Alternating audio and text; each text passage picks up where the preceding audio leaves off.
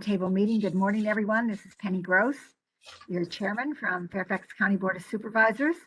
I presume that everyone was able to log on, and if you haven't been able to, perhaps you can send us an email and let us know that you were having difficulties. I think we have within the participants list on your screen probably all the folks who are on the line. So rather than going around and asking people to identify themselves, I think we will just rely on the roster that is on the participants screen. We have a couple of guest speakers today. We have Joshua Sachs, who's going to Deputy Secretary of Natural Resources, who will be talking to us a little bit later about Coastal Resilience Master Planning Framework and Flood Mitigation Fund, and then followed up by Aaron Wendt, who is with Virginia Department of Conservation and Recreation, to talk about accelerating living shoreline implementation in rural coastal Virginia. But before we do that, we have some things we want to get accomplished in business. And first of all, it's the approval of the minutes from the February 5th meeting.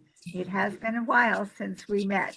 So the minutes, I believe, were distributed, and if there are no, Laura, remind me, do we do a motion, or do we just assume that if there are no corrections, they'll stand as submitted? We do typically do a motion. Okay. This is John Peterson. I move the minutes be accepted as presented. Thank you, John. Is there a second? Actually, I'd be happy to second that motion. Is there, all those in favor, please say aye. Aye. Aye. Any one wishing to vote in the negative? Or are there any abstentions? If you were not at the meeting, you may want to abstain, and you can let Laura know that if you are abstaining. Our next item is updates from the chair. One of the things I've asked Laura to do is to do the little video tour of Leesylvania State Park's Living Shoreline Project. I saw this through the Regional Commission a few weeks ago, and I thought it would be a really nice thing for us to do here at the roundtable. But before we do that, I have been downsizing and decluttering my house. And one of the things I have is I got rid of about 35 years worth of National Geographics. I still have 20 years worth, but I got rid of the ones from 1966 to some, I think, 2004. But I went through each and every one of them to see if there was anything worth saving. And there were some things worth saving. And one of them was from an October 1980 National Geographic that featured My Chesapeake, Queen of Bays. And one of the things that I thought was very interesting was a comment in the article. Remember, this was 1980. The whole system is fairly healthy, and the open Chesapeake in particular is in good health, said Dr. L. Eugene Cronin, who heads the Chesapeake Research Consortium. But many of the tributaries have troublesome problems, and there are indications of larger problems in the future. So certainly that was a prescient comment made in National Geographic in 1980. There are some subsequent articles in the National Geographic about Chesapeake Bay, including June of 1993, and there's something also here from June of 2005. So for future meetings, I may bring up little tidbits of that. There was also a 1976 article about the Potomac, all about the nation's river, and it talked about all of the Potomac, not just the part that goes through Washington, D.C. So I thought that was an interesting little jaunt through history, and we may bring up some more tidbits at another time. Laura, do you have our video tour set up so that we can take this tour of the Leesylvania State Park's Living Shoreline Project? I do. If you'll give me just a moment while I'm setting up the share, we want to give a little context to that project. Yes. Or I can. The Living Shoreline Project is in Prince William County, and was a part of a project with the Northern Virginia Regional Commission, on which I serve. And I was the Living Shoreline project had been underway for quite some time.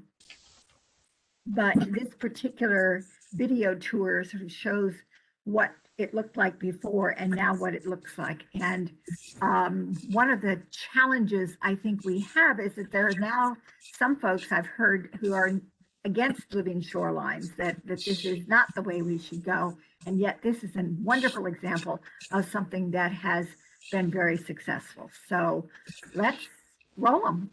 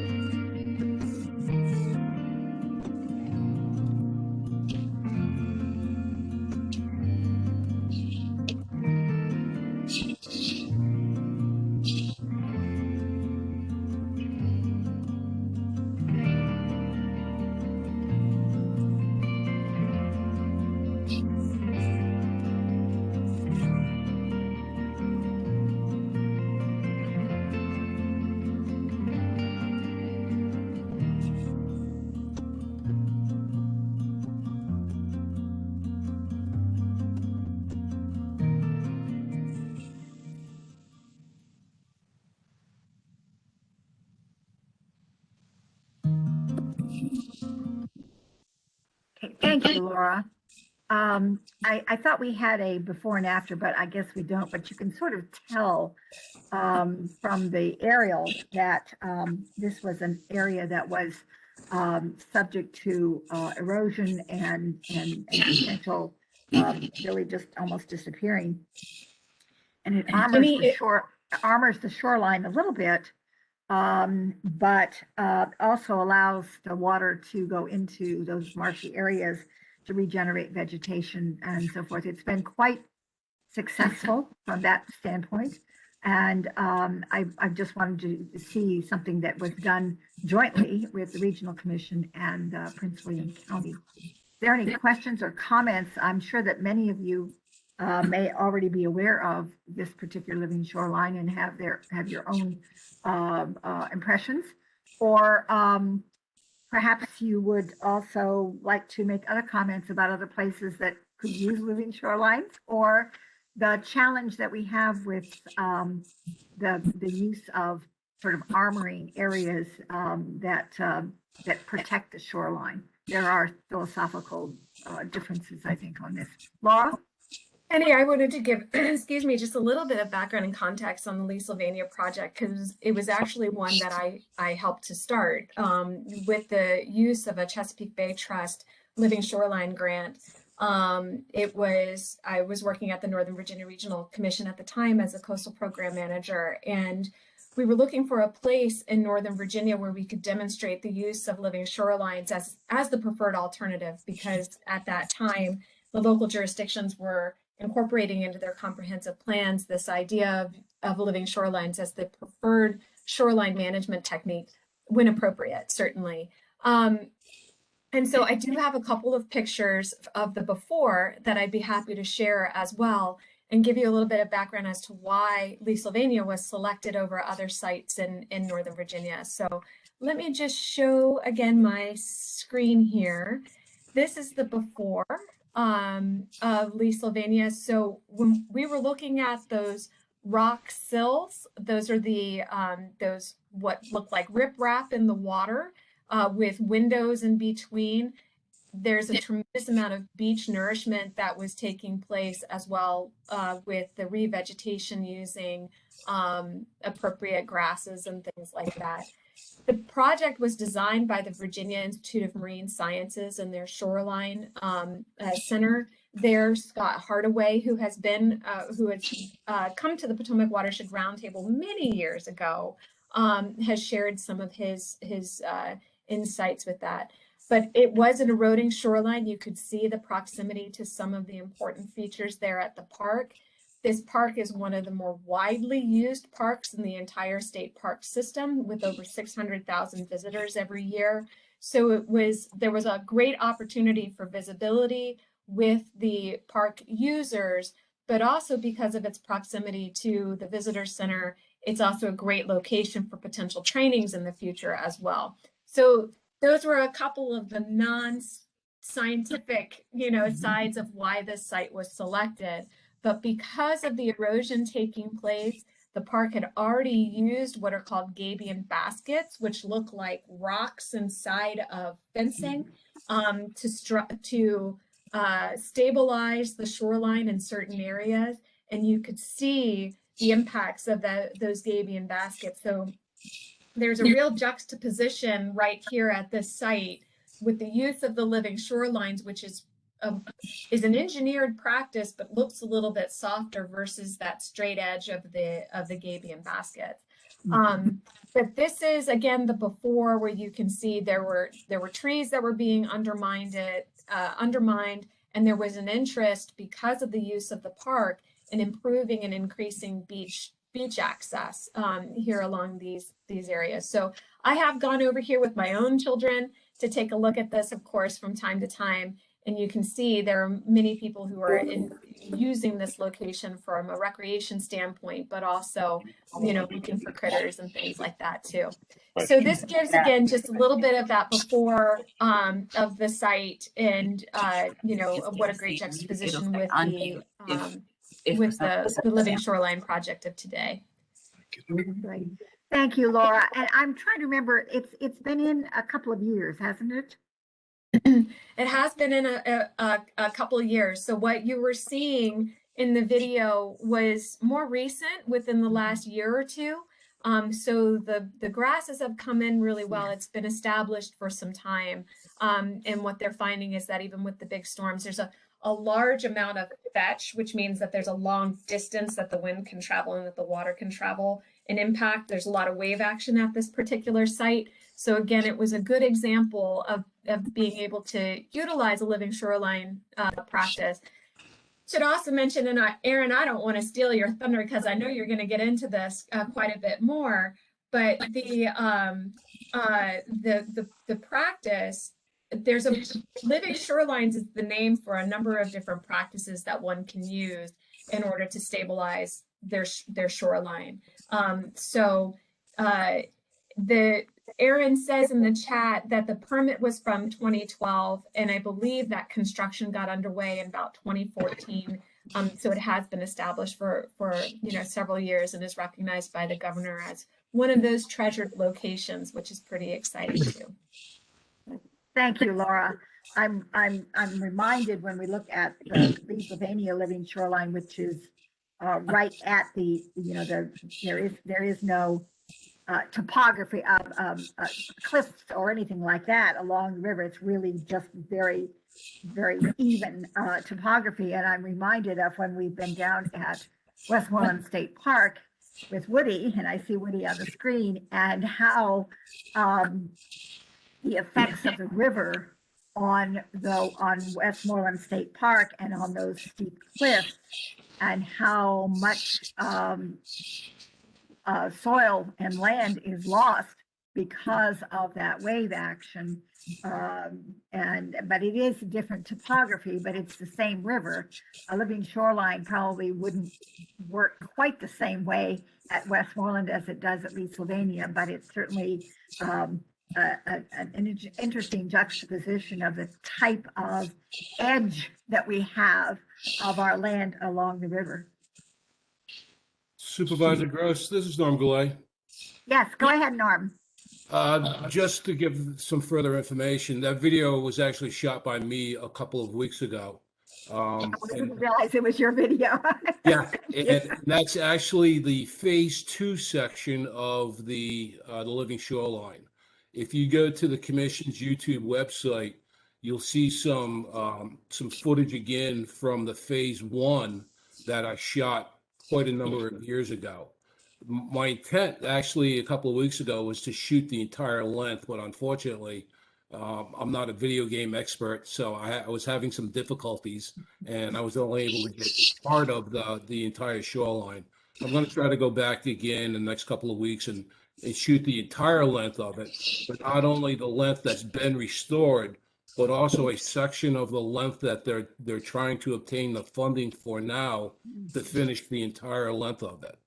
So it'll be interesting to see all 3 pieces of it in one aerial in one aerial loop. Norm, do you know what the total length of the project will be with all these various phases? No, I don't, and unfortunately, Corey, who is the coordinator for all of this, is on vacation, so she wasn't able to attend today. But I do know there is that one length that they're trying to get the funds from. I will also say that it's not apparent from the video, but if you were to be there in person, and if you look at some of those cutouts where it's rounded in, those are very shallow. And one of the things that we found that what's happening there is the little fish fry will conjugate it in that area because the larger fish can't get in there. So it turns into a little bit of a safety zone for some of the smaller aquatic aquatic life. It's almost like a little tide pool. Yeah, exactly. Yeah. Okay. Thank you, Norm.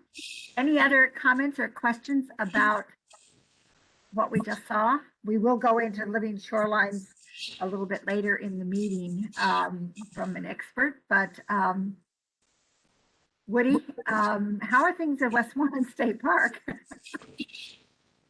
To be honest with you, we have had rains in the last month, and not last night's little from the hurricane wasn't that bad, but rains over the last month. We got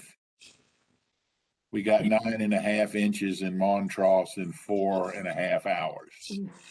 Runoff and our shoreline, since you and I have known each other and the Potomac Roundtable's been around, I'm no expert on global warming or changing of anything, but we're having, in my opinion, more of a runoff problem today than we've ever had in my life.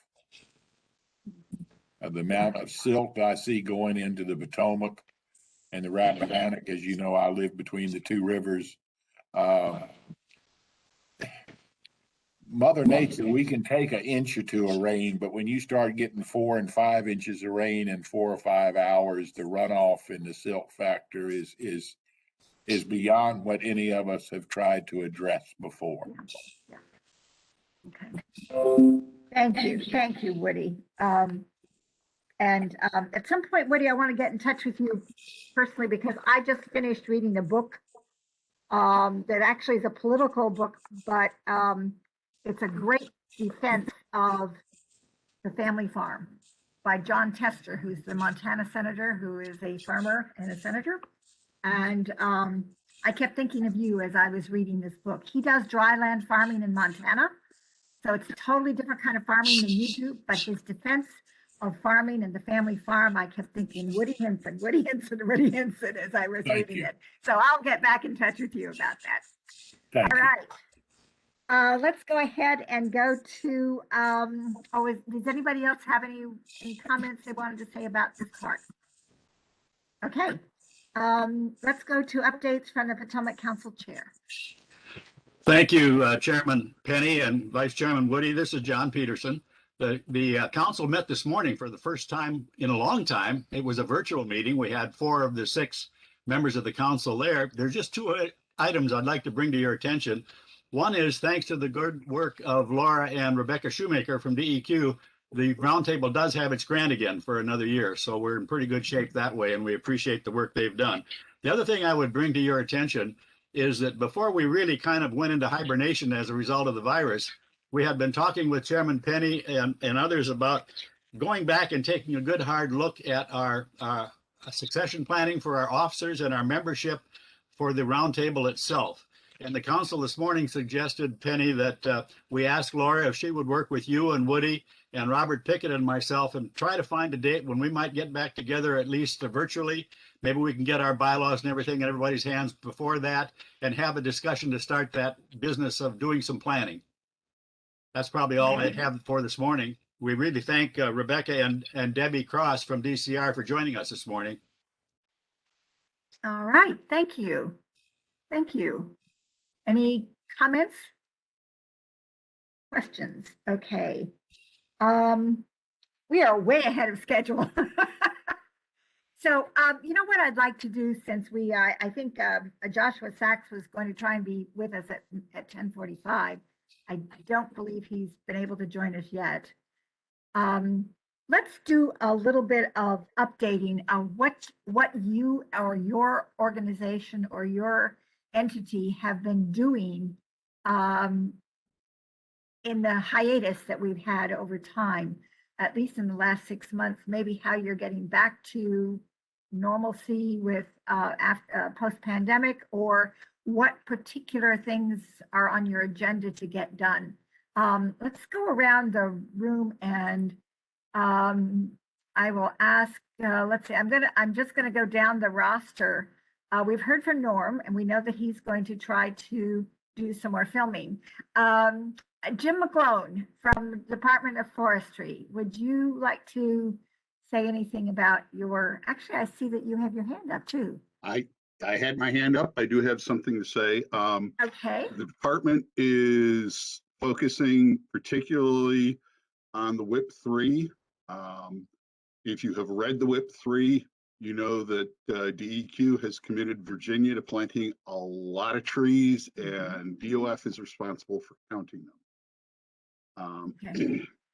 Part of that commitment is, and it was just posted yesterday, I think, is we are hiring a brand new position for Watershed Management Program Manager that will be out of the Charlottesville office, and that will cover the entire state. And they're going to be working on coastal resiliency, urban heat islands, social justice, and of course, trying to promote and increase the number of trees we're planting, both in riparian areas and, if I recall correctly, there's also going to be some focus on impaired watersheds where there are TMDLs, and trees can help address, especially when we're talking about erosion problems in stream. So that's statewide what we've been doing. Locally in Fairfax County, I've been talking with a lot of folks, and we have just started a Plant Nova Trees campaign to try and meet some of those DEQ promises for the several 100,000 trees that they're planning to, or that are allocated to the Northern Virginia area. And hopefully we're going to be able to export that through the Plant Virginia Natives campaign to the rest of the state. Okay, thank you, Jim. In fact, the Tree Commission, Fairfax County Tree Commission, just sent a letter to the Board of Supervisors this week about the 22,000 trees that were planted in FY21, many of them through both the Northern Virginia Soil and Water Conservation District, as well as what the Virginia Department of Forestry is doing. And I wrote this week's column on in the Falls Church News Press about our trees and about cicadas, and what you're seeing in trees now in Northern Virginia with the flagging of the branches that were the recipients of the eggs that the that the cicadas deposited. It's really sort of a fascinating every 17-year cycle. And I've had people say, oh, now I understand. They didn't know what flagging was before. But Thank it's you. pretty apparent here in Northern Virginia. I think Norm Goulet had his hand up. Did I see your hand, Norm? Yes, I was just going to say that I'm putting in the chat.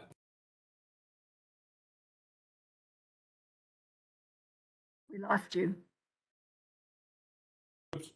I'm sorry. I was just going to say that I'm putting in the chat the link to the video that we shot 3 years ago for the phase 1 of the project. Okay, thank you. Let's see. Curtis Dalpra, do you have anything you want to add? What ICPRB is doing? There I go. It took me a second to unmute. Yeah, a couple of things. For over a year, ICPRB was involved with Arlington County and the state government of Virginia in doing a salt management strategy that really is a non-regulatory guide with a toolbox to help both private contractors and local governments and state governments to find ways to put down less salt.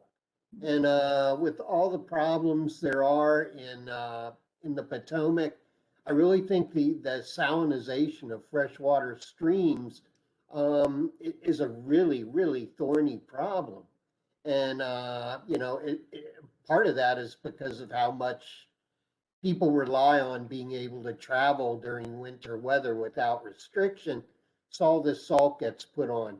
And I know that since that project has been completed, that the Northern Virginia Regional Commission is now the home of the toolbox, the toolkit for that project.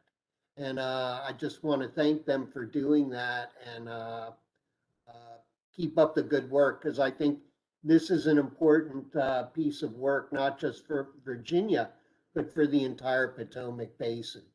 And there's some bodies in Maryland and even in Pennsylvania who are aware of this toolkit and are using it to help them devise their own salt reduction strategies. And it isn't just government. There is a whole lot of salt that gets put on by private contractors in parking lots and by individuals who really tend to overuse salt. So again, tip of the hat to the Regional Commission for hosting that.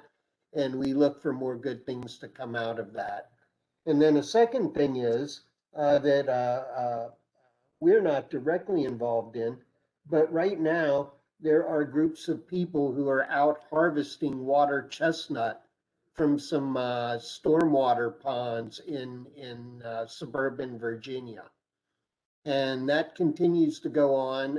Water chestnut has the potential, has in the past been a real problem in the Potomac in the 1940s and 50s. And this slightly different species of water chestnut is now a potential threat to the Potomac. And it's been found in a lot of stormwater ponds in Northern Virginia.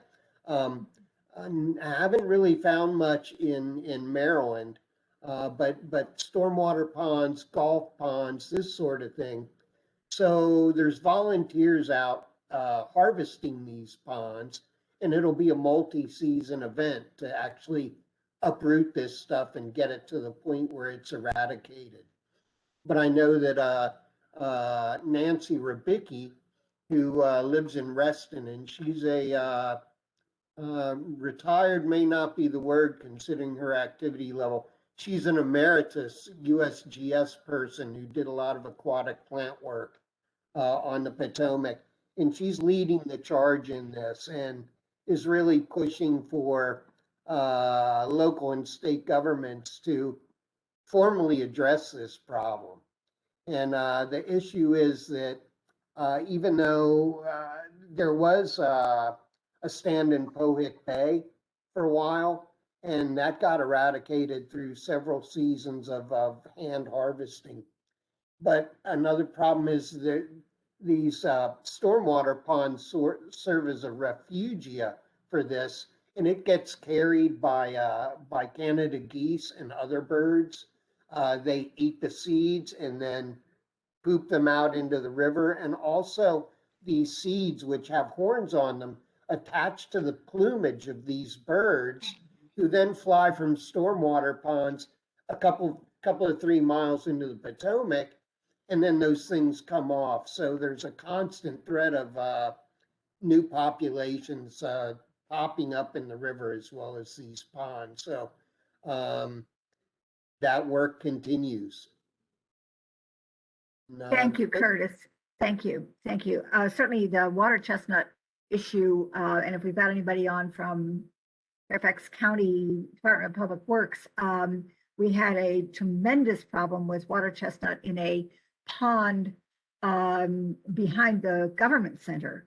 And a number of years ago, we did an entire stream restoration and into that pond. And there was just huge amounts of water chestnut that came out.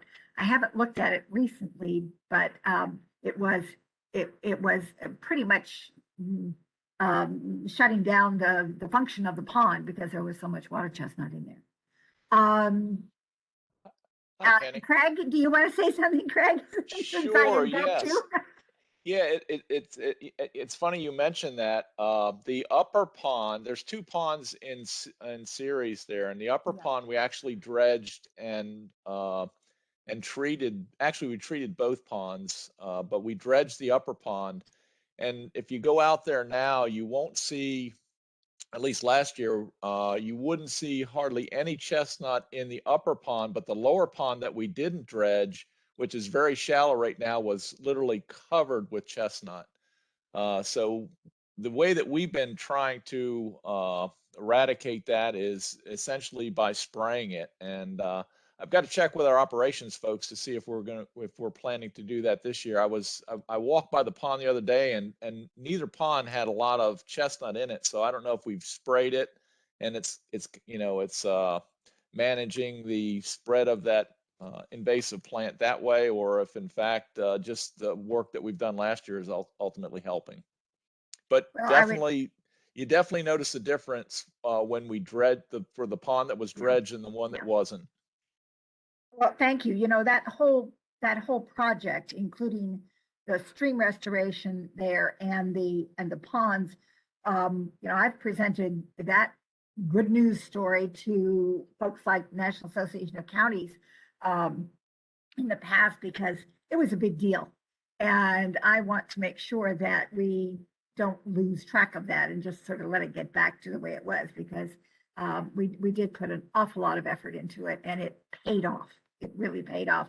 And of course, that was before I think we even had the residential component on the government center property, which has come on since. So we've got more people able to use the trails there and so forth as a recreational area. So it behooves us to take good care of it.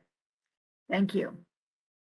Did I see a hand up? I'm going to continue down through my list here. Daniel Moore. Oh, I'm sorry. Before I go to Daniel, Laura? Thanks, Penny. I wanted to just mention there's a good number of folks that are working on the topic of TRAPA. And I would like to encourage the roundtable to consider having Nancy come to perhaps the October meeting to share a little bit of an update on what has been going on. It is an interesting vegetative pest because, just as you were mentioning, the stormwater ponds and the impacts it has on the functionality of the ponds. But one of the other challenges that we have with TRAPA is when it is on a pond that is maintained by the locality, there are treatments, but those treatments are not inexpensive. And so when the ponds are maintained by a homeowners association or by a private citizen, that investment to have to go and eradicate the TRAPA is quite an investment, and it takes multiple years. So there are some things that we are learning, but it may be really good to bring some of those resources to this group, because unfortunately it will spread. It is in Fairfax County predominantly, but I believe, has been found in at least 3 different jurisdictions. And again, just because it does attach to geese and other waterfowl, they will fly to the next pond and continue down their pathway. So it's something to be aware of, and just the implications of it, I think are going to be important. So I would like to encourage that we have an update. Nancy did come, I want to say maybe 3 years ago, when we met at the Potomac Science Center in Woodbridge.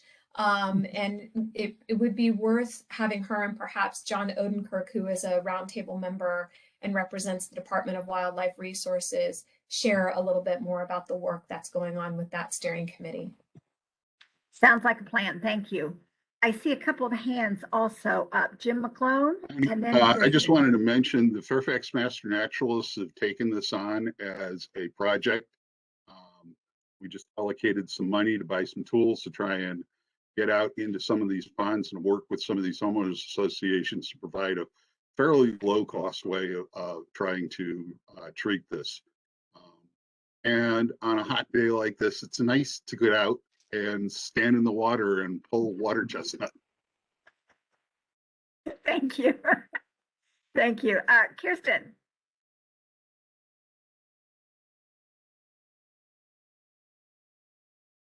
We don't hear you, Kirsten. There we are. Okay. Hi, everybody. I surely do miss seeing everybody in person. Yes. I will look forward to that sometime. I'm with Cooperative Extension in Arlington and Alexandria, for those of you who don't know me. And my update for you, first of all, is that some of you are aware of and perhaps even engaged with Rod Simmons and his rather aggressive educational campaign to fight the stream restoration efforts in Alexandria. There have been projects that have been proposed for Taylor Run, Lucky Run, and Strawberry Run in Alexandria. And I think that he has won some small victories to get the city to at least test for the phosphorus levels upon which the restoration efforts are being justified.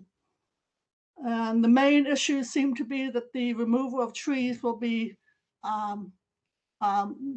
very seriously sad and bad for the community. So very interesting to see what's going on. The city of Alexandria's city council is engaged in this effort, and apparently there was a vote recently to see how that was going on. Okay. Extension has been developed a lot of really great resources during the pandemic for doing online diagnostics work. And I'm very pleased that we have been able to continue our services to the community, both locally as well as at the state level, in such an aggressive way. The plant disease labs, the plant identification labs, the soil testing labs have all been working very hard to provide online services, and they're continuing. Locally also, we've had great success with our public education campaigns that have been online, and reaching many more numbers of people than we have in the past through our regular public education classes. So I expect that online education is here to stay for us, at least in part. Finally, Alexandria, you may know, is getting a new extension agent for the 4-H program there, and we're looking forward to finding out about that. But beyond that, we've been very busy with urban agriculture efforts. It seemed like everybody wanted to have a garden, and it was a really great opportunity to educate people about soil health and water quality issues, pesticide use, fertilizer overuse. And so it's been an interesting time. Also, we are fighting off and providing education on new invasive pests, crepe myrtle bug scale. Cicadas generated a lot a lot of interest and a lot of requests for assistance. And of course, the spotted lanternfly, we are seeing a major expansion of that. And I believe it has now been into Prince William County and is spreading down into the Shenandoah Valley. So good news, bad news, as always. Thank you. Okay, thank you, Kirsten.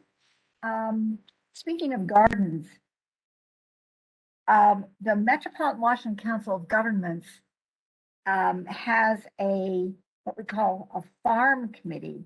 It's food and agriculture regional members, and there's going to be a proposal, I believe, at our next COG meeting. It won't be until September, to make that a full policy committee. And I'm wondering, and it's for the region, it's for the metropolitan region, so it would include the District of Columbia and Maryland. But I wonder if maybe, Laura, we might want to see if we can get a presentation from them at some point. I'm on that committee. I'm not quite sure why I did that, but I am on that committee. I guess I was channeling Woody and all of his great support of farms, but there are fewer farms, of course, in our region, but that doesn't necessarily mean that there can't be more. There are a number of people who want to do small farming and have, provide fresh produce and so forth. And so it seems to be a farm to table kind of effort right now. And it's sort of interesting to hear some of the opposition to farming in an area like Fairfax County that takes too much water, that it's not the kind of thing people want near them. And I am troubled by that. So it may be that we want to take a broader look at the farm and agriculture piece in Northern Virginia and the region. Of course, Prince William and Loudoun counties have a lot more open space for agriculture, and they've protected some of their areas for agriculture. But this is an effort that I think is not going away. It was out there before the pandemic hit. It became even more important to a lot of people when the pandemic hit. And so I think maybe that's something we should try and put on the agenda for the future. Penny? Yes. I wanted to also mention, I put into the chat box a new extension publication site. There's been a great deal of frustration expressed from individuals who have been unable to find some of our older publications particularly, but they have been reorganized. The older ones are being renewed and renovated, and it's been, you can find them underneath the website resources.ext.vt.edu, which is in the chat box. Thank you. All right. Thank you. Thank you. Has our guest speaker arrived yet, Laura? Okay. Yes, So Josh is on. Okay, good. Before we go to Josh, I'm not going to go down the roster anymore. I just want to give one last opportunity. If anybody else wants to do an update, a report on what your jurisdiction is doing, or has been doing over the last several months since we last met. Okay, I don't see anyone. So let's go to our guest speaker. This is a presentation on Coastal Resilience Master Planning Framework and Flood Mitigation Fund. Joshua Sachs is Deputy Secretary of Natural Resources for the Commonwealth of Virginia.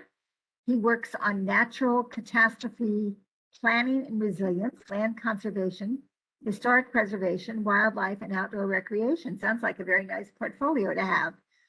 And prior to his appointment, he spent 8 years as the legislative director for the National Wildlife Federation. And prior to that, he worked in the Federal Affairs Office of the Chesapeake Bay Foundation. He has degrees from Ithaca College and St. John's College. Secretary Sachs, Go ahead, go ahead. Good afternoon, and thank you all for having me today. I'm excited to talk to you about some of our resilience efforts and how you might engage. Before I begin, question, is it better for me to just talk, or would you like a PowerPoint? And do I have that ability? You do have the ability for a PowerPoint if you would like to share your content, Josh. So sometimes it's nice for folks to be able to see and have something to refer back to, and certainly for us to be able to capture with our minutes. So thank you. But I would also caution, don't read the slides to us. We can all read. You can explain the slides to us, but please don't do as some presenters do, and that's just sort of read the slides. Not my first rodeo, trust me. Done this before. So I just may need a little help on how I share my screen. Okay, Josh, at the bottom of your screen, you should see the buttons where it says mute and stop video. And then there should be a share content button. Yeah, I'm having it. Give me 1 second. Sure.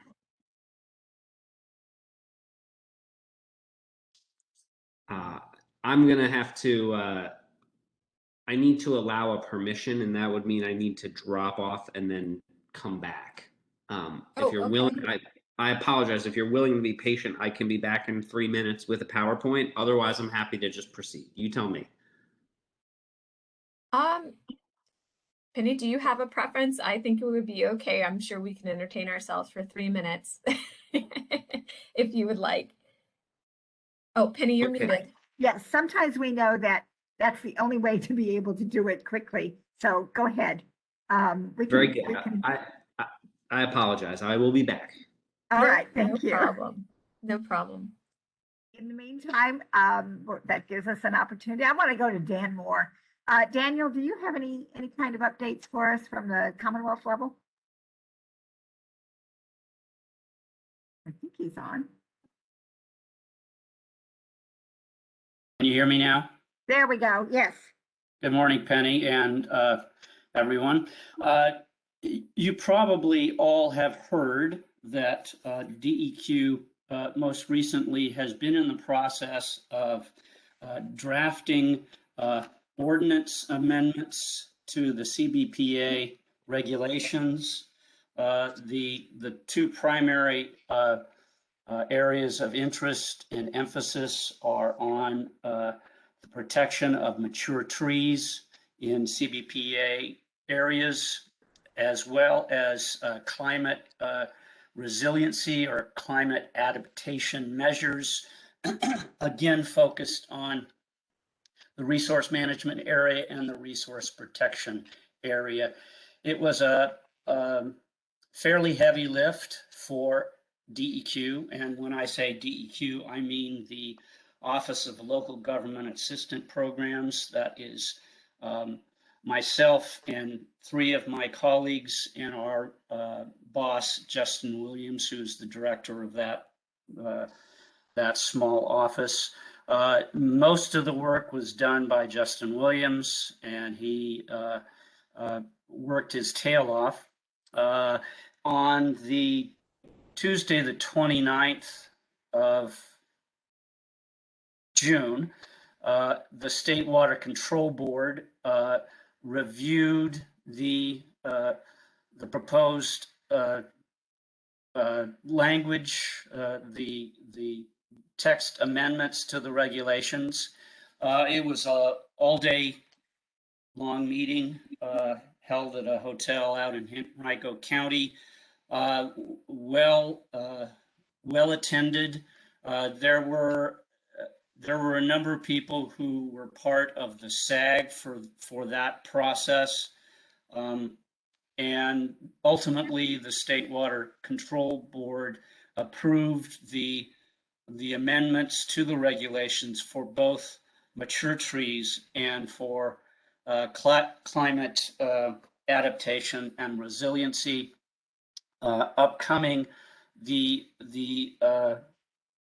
regulations will be published in the Virginia Register, and those amendments become effective 30 days after publication date. DEQ staff will be working with the William and Mary Coastal Policy Center and VIMS to draft guidance to support the regulations. So I would just suggest to everyone that you stay tuned. There is information on the Virginia Town Hall about this process. I checked the Virginia Register of Regulations this morning. There's nothing yet relative to this process, but I'm sure by the time we meet next, I'll have further updates for you. But that is the primary focus that we have been working on for the last 6 months. And thanks for the opportunity to share that. Thank you, Dan. I think perhaps our presenter is back on the line. I thought I saw something. I thought I saw him too, but he must have popped back up. Oh, there he is. Okay. All right. Are we good to go? Well, I apologize. I don't think I'm going to be able to make it work, but I will be engaging as possible and I will go slow and I will be happy to send you some stuff after the fact. And I do apologize. I perhaps should have tested this ahead of time. Not that this is a good excuse, but the version of WebEx that you use is somehow slightly different from the version of WebEx that is loaded in the government system. And that is causing me glitches that I'm just too simple to figure out. Well, then we will just be all ears.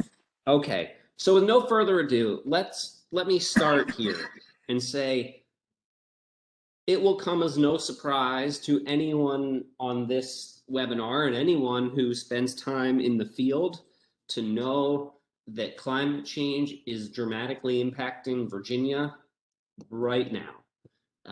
Whether it be sea level rise or more recurrent storms or nuisance flooding in certain parts, we are struggling significantly with the flooding and water effects of climate change. And frankly, we are probably behind at addressing those things in a serious way. So under the leadership of Governor Northam, we have tried hard to do our best to address those things and make up ground. Probably the most significant thing that we have done is we have capped the carbon pollution from fossil fuel power plants in Virginia and joined RGGI, the Regional Greenhouse Gas Inventory, where we will trade carbon credits and raise revenue, and I'm going to come back to that. At the same time, while we take steps like that and other steps to reduce carbon emissions and slow climate change, it's important that we start to grapple with the on-the-ground effects that are here and now. And to do that, we have set several things in place. And I want to tell you about some of that today and how the soil and water conservation districts fit into that. So first and foremost, we have committed to creating what we call a coastal resilience master plan for the coastal zone of the Commonwealth. That is the area sort of, obviously the coast up to the fall lines. So heading up to Richmond, up the Potomac to parts of Nova, of course. Certainly, the Middle Peninsula, the Northern Neck, places like that. And we've divided that region into 4 planning regions, and all of Nova would be in the northern planning region. We do that simply because each region is going to have similar challenges, similar problems, and it's an easy way to slice and dice things.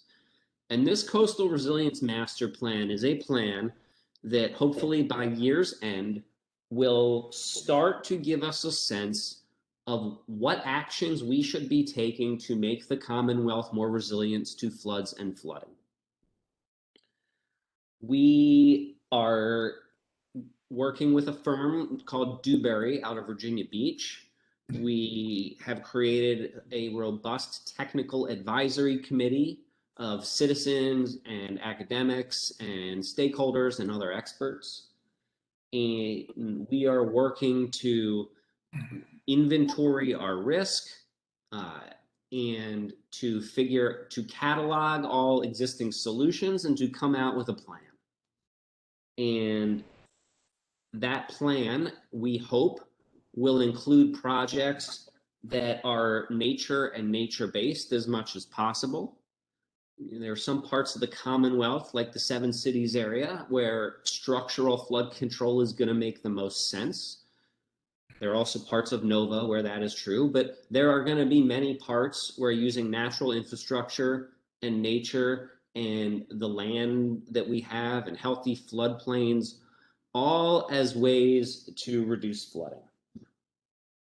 And as that master plan takes shape and Dewberry does data calls to localities and to others to understand what projects are out there and what risk exists and what things we might do, I think it's important that groups like yours find ways to engage.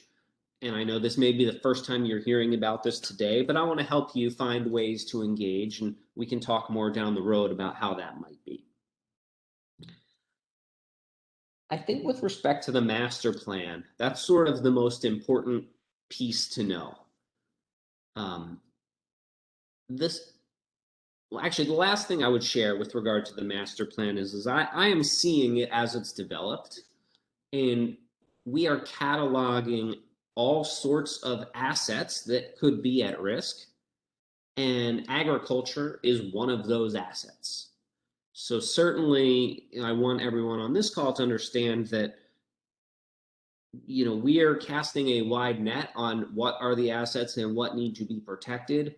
Of course, housing units are very important, first responder type things, hospitals, power units, power generation, but economic drivers and food sources are also very important. So there's certainly a role to be played to protect ag and forest land. Also, as we protect it, you know, we continue to preserve its natural benefit with regard to flood control. So setting aside for a moment the master plan, I want to tell you about the Community Flood Preparedness Fund. We, unlike other states that have been doing master planning work, do not have a significant way to pay for our master plan. In Louisiana, they're using oil and gas revenues and damages from the oil spill. In Texas, you know, they are generating revenue from offshore oil drilling. Virginia doesn't have a revenue source like that. We had to create one. And the way we did that is I mentioned RGGI a little bit earlier on, and the General Assembly with Governor Northam passed legislation that divided up the revenues we would collect from RGGI auctions. They are quarterly auctions to sell carbon credits, and 45% of the money from each auction goes to fund the Community Flood Preparedness Fund. Virginia had in the past had a flood fund, but it had never been capitalized before. We changed the name, we changed some of its structure, and we capitalized it. Based on what we've seen from the first two RGGI auctions of this year, the first year we've been part of RGGI, prices have been stable and going up, and we anticipate that this fund will generate north of $100 million annually for flood control projects, studies, and capacity building across the Commonwealth. So again, you know, our goal is that this money will go out Commonwealth-wide, and within the the coastal zone within the master plan zone, things that are prioritized in the master plan will likely get prioritization for funding. So now let me tell you a little bit about what this Community Flood Preparedness Fund will do. As I said before, it's going to fund 3 buckets, or 3 types of projects, I should say. The first is capacity building. We know there are some communities that simply don't have the capacity to plan for flood resilience, to develop projects, to apply for grants, etc. And we want to give them capacity. We're going to make capacity building grants available for low-income communities. The match is much more generous. And our number one goal in providing capacity is we would like every community to have some type of resilience plan in place. That can be a combination of existing plans, but as long as we see enough and there is a list of items that are required, as long as a community has done that, and when they do that, they will be eligible to apply for project grants.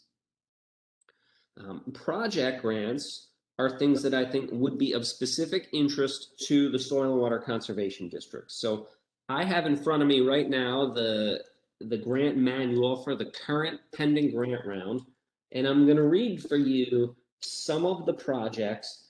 And just before I do that, I'll note that the projects are tiered by score, and these rank amongst the absolute highest. So wetland and floodplain restoration, living shorelines and vegetated buffers, dam removals, stream bank restoration or stabilization, restoration of floodplains to natural and beneficial functions.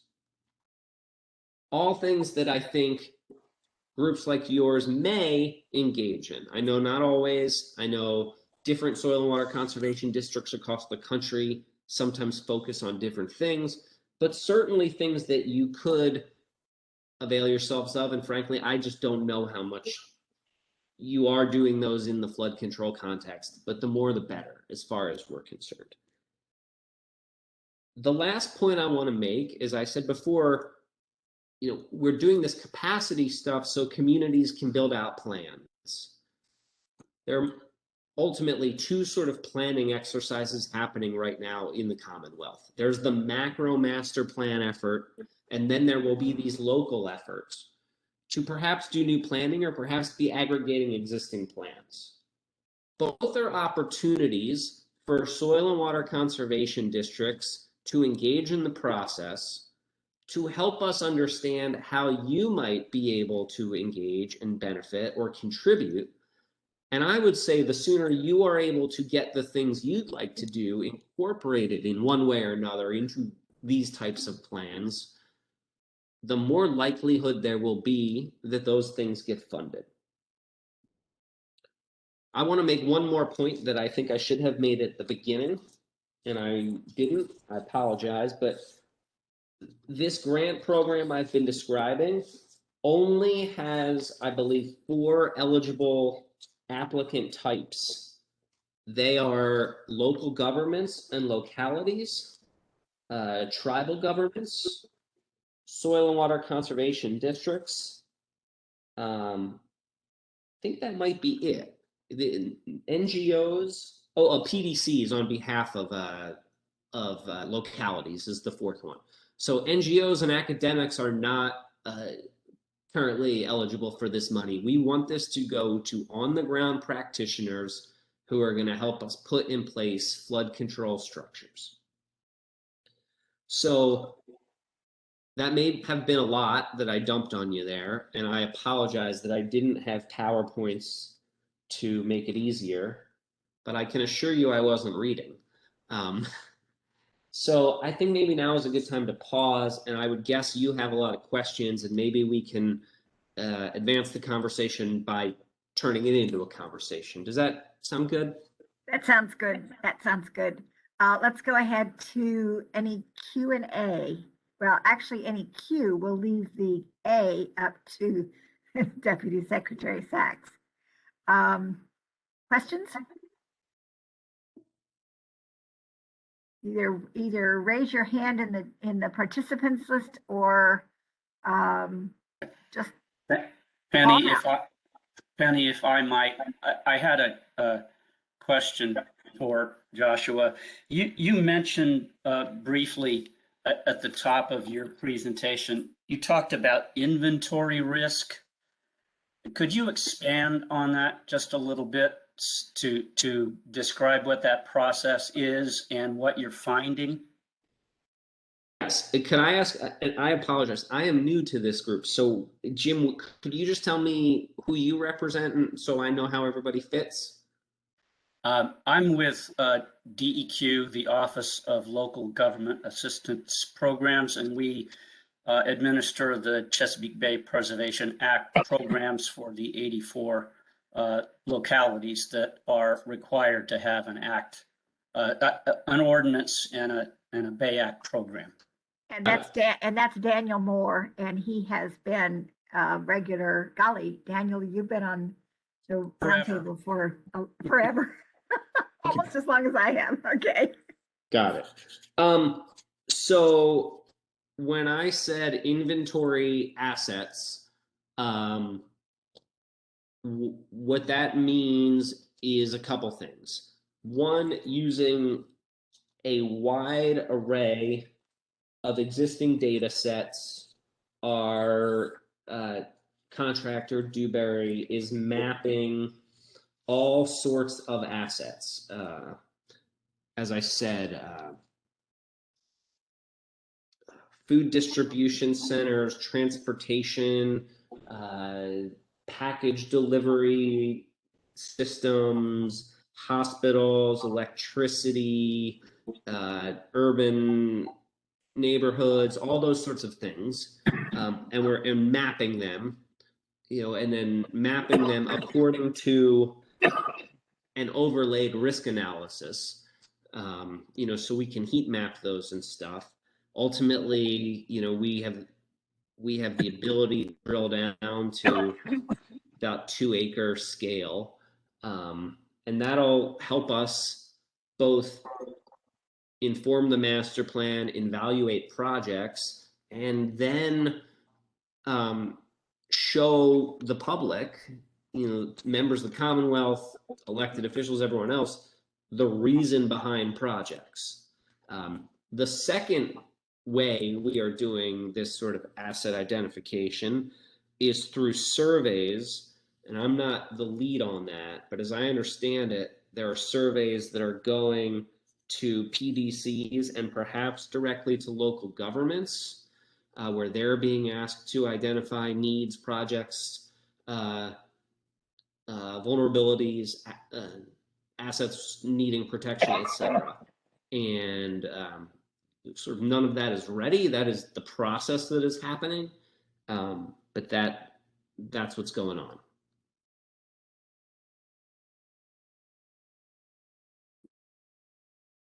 Okay. Jim McClone from the Virginia Department of Forestry. Yeah, I was intrigued by the idea that we're getting a lot of money through Regis and providing funding. One of the things that I saw kind of as a disconnect is a lot of the land, a lot of the places we're going to have to be doing these projects are on private property, whether there's Woody's farm or in riparian areas and urban areas. And how are we going to be getting money to those private landowners to undertake these projects for the public good? Well, right now, the goal of our flood fund and the goal of the master plan is to be working at the community scale and to benefit the most people and the highest economic resources. So we felt like those types of projects on like a large on Woody's farm per se, while might be very helpful to Woody, is probably not our focus right now. Also, a reminder that the number one goal of this fund is flood protection and flood reduction. So I'd want to understand how Woody's farm and protecting it or preserving its shoreline is going to help reduce downstream flooding of the development.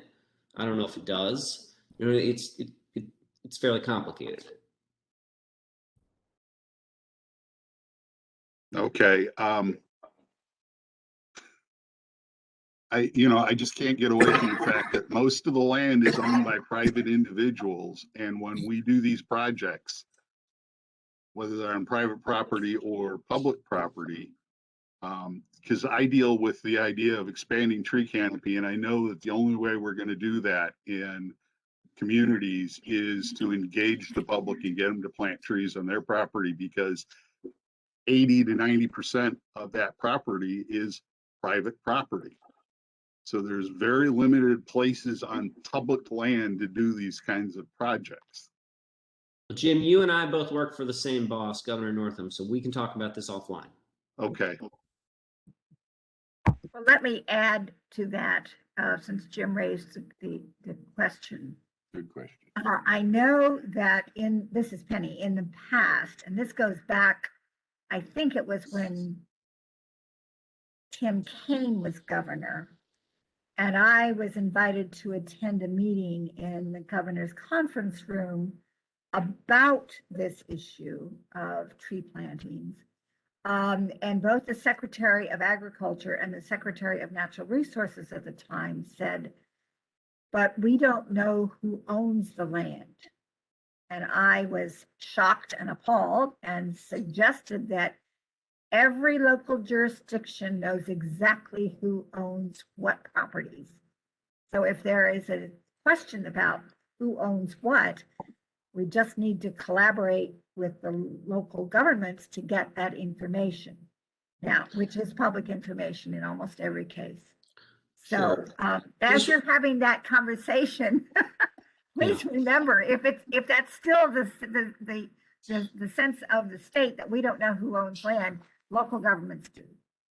That is not the sense of the state. We have a pretty good sense of ownership, and if you look at something like our Natural Heritage Data Explorer, we are able to catalog that. Just back to Jim's thing again, I would just say, our hope, and that's why I'm talking to this group, is that the Soil and Water Conservation District would partner with that landowner, and they could be the ones that channel the money. That's why they're an allowable use, and we're looking at you to help us be good stewards. So again, I don't think that that's the right question.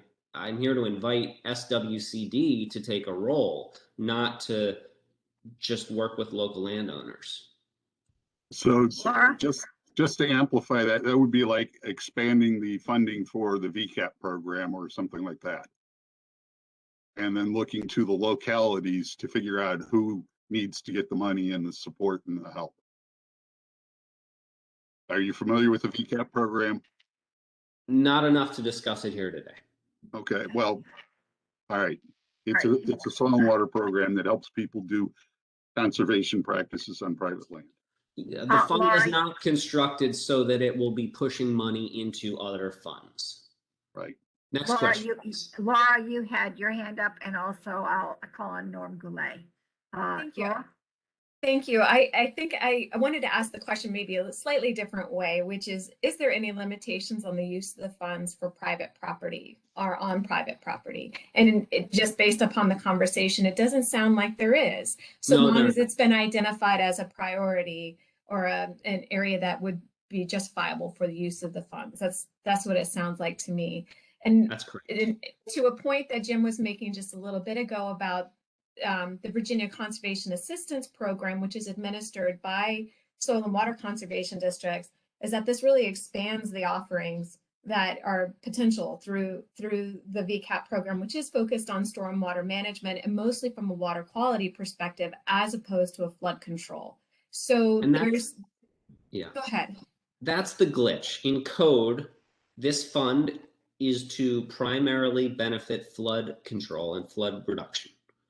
Which I think is fantastic, because we do have a number of areas. We represent Fairfax County as an example, and as urban as we are and have been with stormwater, doing stormwater for decades and decades, there are areas where there are depleted stormwater infrastructure and there is flooding that occurs. So that flooding is exacerbated because of that, especially with increased storm events.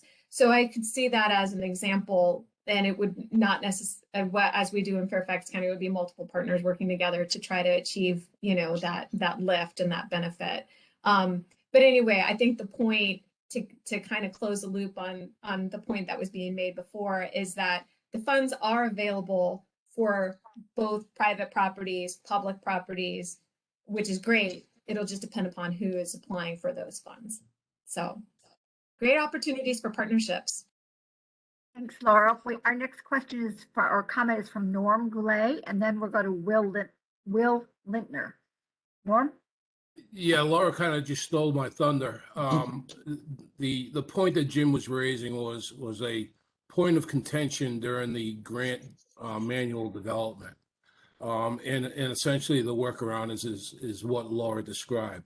A locality will be able to, or I should say, those 4 groups that are eligible for the funding will be able to develop a partnership with entities for private land so that work can be done there.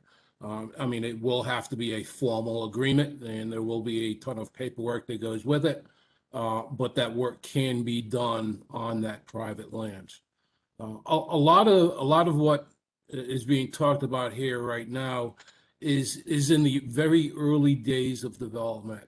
For instance, the Coastal Framework Grant. The Coastal Framework development is currently ongoing. There is a whole SAG associated with that, and quite a number of subgroups. There will be a data call coming out for the localities through the PDCs within the next couple of weeks. There's going to be an in-person charrette, and there will be a in-person public comment meeting, all of which will be scheduled within the next couple of weeks. As a matter of fact, I was working with the office yesterday in Richmond, trying to get some of these meetings scheduled. So there will be a number of announcements coming out soon, but there will be a couple of things in terms of a data call that the localities are going to be asked to respond to. Thank you. Will Lintner? Hi, Mr. Sachs. I thought you mentioned that there was 3 sources of funding. One was for capacity, the other was for the project. Did you say there was 3? Yeah, there are 3 buckets, and I'm sorry I didn't go too far into the third one, but the third is for studies. We realize that there are going to be localities or studies of regional or statewide significance we need, hydrologic studies, rainfall data, etc. And there's money available through the fund for that as well. Okay, I have one more question then. It's related.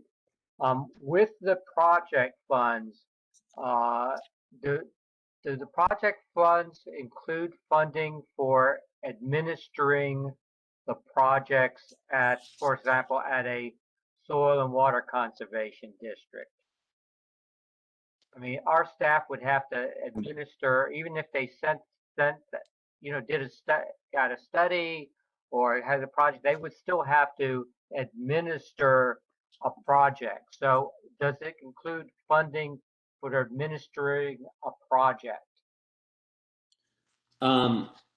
I'm going to read you the definition so we are certain, and then we can talk about it. So it says, project means activities that include the development of flood protection facilities, acquisition, restoration of features, or other activities that involve design, construction, or installation.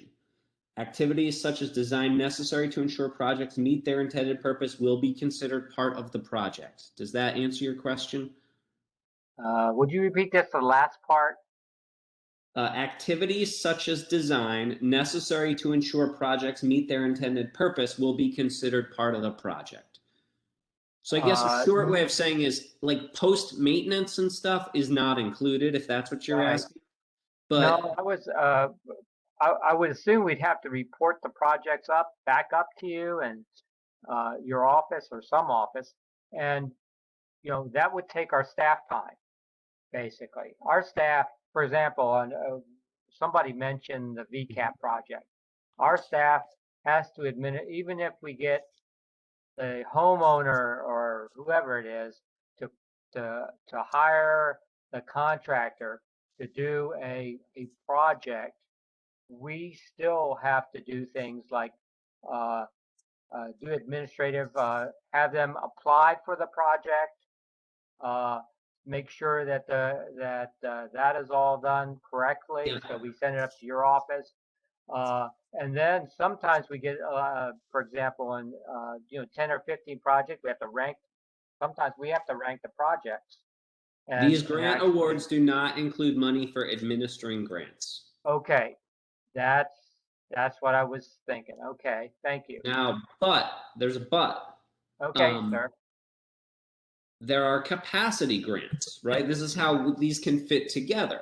Right. So if you wanted to apply for a capacity grant for to hire out a grant manager to help them do all this, I mean, I'm not judging scores today, but I don't see why you couldn't do a capacity grant to then help you alleviate that other problem. I know it's not one-stop shopping, but there is some potential remedy. Okay, well, thank you. That's what we do for some of our other funding sources. So thank you. Yep. Okay, are there any other questions? Laura? One more question, Josh, and I'm sorry, I didn't introduce myself earlier. I'm Laura Grape. I'm the executive director with the Northern Virginia Soil and Water Conservation District. I guess my question, and I apologize that I haven't read through all of the great documentation that's already available online, but maybe if you know this off the top of your head, is the grant window, is it for a year or is it a multi-year grant? Oh, okay. The window to spend out the grant is, just want to get this right because we vacillated between 3 and 5. I think it's 3 years is the window with the option for an extension. There is also we also encourage people, if they think it's a longer term project, to do it in phases.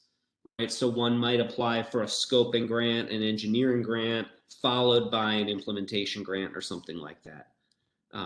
But the goal is to sort of work with people. That's why there's extensions and things, and kind of go from there.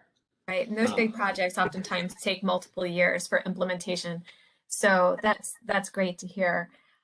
Absolutely. I should have said one other thing that you reminded me of with regard to timing, which is our hope ultimately is this grant will run at least twice a year, and the grant rounds will abut one another. So as soon as one ends, we're launching the next. So first, if people were to miss a grant round, they should know one is coming immediately on its heels. Because of this being our first year wanting to get things off the ground and established and things like that, our timing is a little bit different than it would have been otherwise, which would have been January to June, July to December. So the current grant round is set to end on September 3rd. And then I said, another one will start, if not immediately, very, very quickly on its heels. The point being, some of this capacity stuff that I explained before is going to really be urgent for people if they want to catch up and start to do projects and other things. So we wanted to have a quick turnaround round. Also, we wanted the benefit of a little bit of practice. And that's why you're seeing a short turnaround, but know that there will be opportunities very shortly thereafter. I have one, maybe two questions, Penny, if that's okay. Yes, go ahead. So Josh, one of the things that you mentioned early on in your talk was thinking about ways that a group like this can help with both with the coastal resilience master plan, I think in particular. Mhm. And so I want to ask that question of you. How can we help with that? And what, if you have some ideas already, what do you envision? And then almost in a way to kind of, just to kind of prime the rest of the group here, I'm interested in hearing from the roundtable members what ideas they have to support that initiative as well. So Josh, maybe we can start with you to sort of hear what your vision might be, and then roll that into a conversation with some of the other roundtable members, if that's okay, Penny. I think that's fine. We've already heard from several roundtable members with questions. I'm looking at our time frame. We have a few minutes left on this, and then we move to our next presentation. So let's take another 5 minutes or so for this particular. And I presume that your you don't have additional presentation after we finish our Q&A, do you, Mr. Sachs? No. All right, very good. So first, to your question of how to get involved, Mr. Goulet graciously kind of laid some of that out, and I see he's continuing to pop things into the chat. You know, as he said, there will be publicly noticed design charrettes. There are data calls going out to both the NGO community and run through the PDCs. There are monthly meetings of the technical advisory committee where people can give public comment. People can also send in written comment or thoughts or ideas. People also can simply ask for a meeting with someone like me or Admiral Phillips, who is lead on designing the master plan. Sometimes, you know, just picking up the phone and chatting it out is helpful. So those are all ways one can engage. I don't want to say too much about the vision of the master plan because, you know, our design firm is working hard and we are trying to really listen to all the localities and stakeholders and take their thoughts into account. But I can tell you a macro thought, which is when I look at the coastal zone of Virginia, you know, I see risk everywhere. I see different kinds of risk. And, you know, what we see in the Hampton Roads area, because of its density, storm surge issues, and others, is likely to need the most amount of and the greatest cost of structural flood control. Be that good, bad, or indifferent. Yeah, that's just sort of, I think, the reality, and that's sort of where it's heading now. I think that there are other areas of Virginia that have tremendous opportunity to benefit from the best flood control money can buy, and that's nature. And I look at places like the Middle Peninsula and, you know, the more rural parts of the upper Piedmont and things, and think, you know, there is a lot of opportunity for giving the water some room to roam, but also, you know, making sure it's going into the right places, doing some setback and things like that. And before I came to this job, as you mentioned earlier, I did a lot of work on national issues, and I did a lot of work in Louisiana and, you know, up and down the Mississippi, where soil and water conservation districts are taking active roles in some flood control, you know, to a greater degree, perhaps, you know, protecting soybean fields and other things like that. So I don't know what it looks like yet, but I know that based on all of those things, there is an opportunity to find good solutions that are using nature or nature-based, you know, and really will fit with some of our more rural, not, you know, or less urban type parts of the state.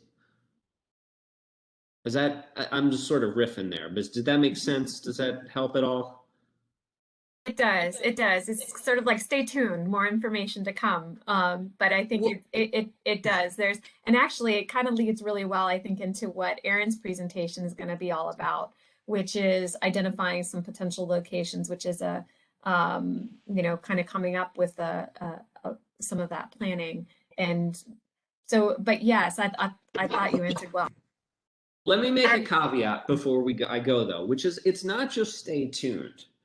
It's tell me what I don't know. Help me get from the vision I just explained to the practical aspect, to the project that you want to do, to the area that you know is a real problem. That's the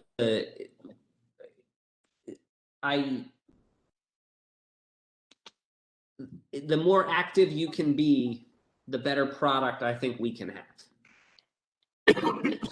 Thank you. But as a very long time member of the Potomac Watershed Roundtable, I've seen a lot of changes in approaches over time. So when we talk about stay tuned, or what do we want to see, sometimes let's see, the roundtable has been around for close to 20 years now.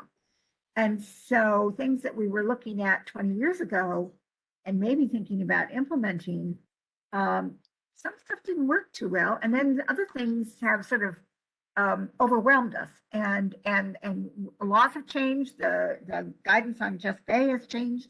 And so it's a constantly evolving kind of situation that almost makes one hesitant to try to take on a project, because maybe something in the middle will change and now we no longer have that project the way we had anticipated it. So I think we have, because this is a very bad pun, but it's a very fluid situation for many, certainly local jurisdictions. And so it's sometimes difficult to make a decision to do something because it may work. Sometimes it gets overpowered. I'm thinking of some of these intense storms like Woody was mentioning, the 9.5 inches, in 4 hours. We've had those situations here in Fairfax County, and it wipes out whatever efforts you've done. So, or it creates new problems for those efforts. So, I think we need to find that sweet spot, and that's been a difficult spot to find. But we will rely on our guidance from our state officials also, again, in a collaborative effort rather than a punitive effort. I see a couple of hands up still. I'm not sure if these hands are up still or if they are new raises, but I'm going to go to Will Lintner and then Norm Goulet, and then we will go to our next presenter. I'm sorry, I didn't realize I had to put my hand down now. Oh, yes, please. I will figure that out somehow, how to do that. But okay. I do not have another question for Deputy Secretary at this point. I want to thank you though for I didn't even know we had this program. So okay, well, good. Letting me know about it was a good thing. Thank you. Good. That's the value. One of the values of the roundtable. Norm, did you have another comment to make, or was your hands just still up? No, actually, I wanted to piggyback on what you just said for the Deputy Secretary in terms of speaking, relaying what we know to what we don't know. The heavy reliance on green infrastructure that's in the grant program, that's actually a concept that's probably about 5 years old. And what we have learned in that interceding time period is a heavy reliance on green infrastructure is just not going to work in the more urban settings. We have found that you're actually going to need a combination of green and gray infrastructure in order to handle some of these more intense events that Supervisor Gross was just talking about. The green infrastructure just can't handle it. The green infrastructure is great for low flow events and base flow events, But when you receive an intensity of 4 inches per hour, the systems are just overwhelmed. And that's where you need the gray infrastructure at that point to kick in. So the heavy reliance that's in the grant on green infrastructure will be somewhat problematic for urban centers. Well, Thank you, Norm. I guess I would say a couple things. First, I think I was sort of recognizing that when I was answering the question about the vision and recognizing that the 7 cities and places like that would need more structural. I also just want to make the point that I think you're mischaracterizing the grant manual, because it funds at a 50-50 match, which is the standard match that one gets for stormwater projects and other things, all flood control projects, meaning structural projects. It gives a greater match to try to encourage and incentivize green infrastructure, but I don't think it should be a problem because it's designed to benefit all projects. Well, it's a combination of the point scorers and the matches. You're slightly disadvantaged if you're trying to implement a chunk of gray infrastructure. Fair enough. And that may be a conversation we want to have at a future roundtable meeting. I'm hearkening back to, golly, 15 years ago, a meeting in Leesburg. I think it was the roundtable meeting in Leesburg, and Jimmy Jenkins was the director of public works in Fairfax County, and we were talking about gray infrastructure, and I remember him in his Southern Virginia twang when he talked about we can't build it fast enough, and it was a matter of so much need, and gray infrastructure is very expensive, but there was a recognition at the time that you needed to have some gray infrastructure to address some issues. But again, the demand to the ability to design and implement gray infrastructure takes a very long time. And at the time also we had a dearth of water engineers in Virginia. And so, what types of gray infrastructure do the soil and water conservation districts most typically build or promote? Laura? I'll share right now. A lot of the gray infrastructure is I will say in this, from a stormwater perspective, the more urban sector, there really isn't very much. It's all incorporated into what we promote as primarily green infrastructure. So a lot of the low impact development practices, and the Virginia Conservation Assistance Program is the program that we use to implement those practices. Now, that said, we are involved and we do support the community rating system in Fairfax County by responding to flooding concerns and providing some mitigation measures as well. But we're not in the classic realm of stormwater management. That's really Fairfax County's bailiwick.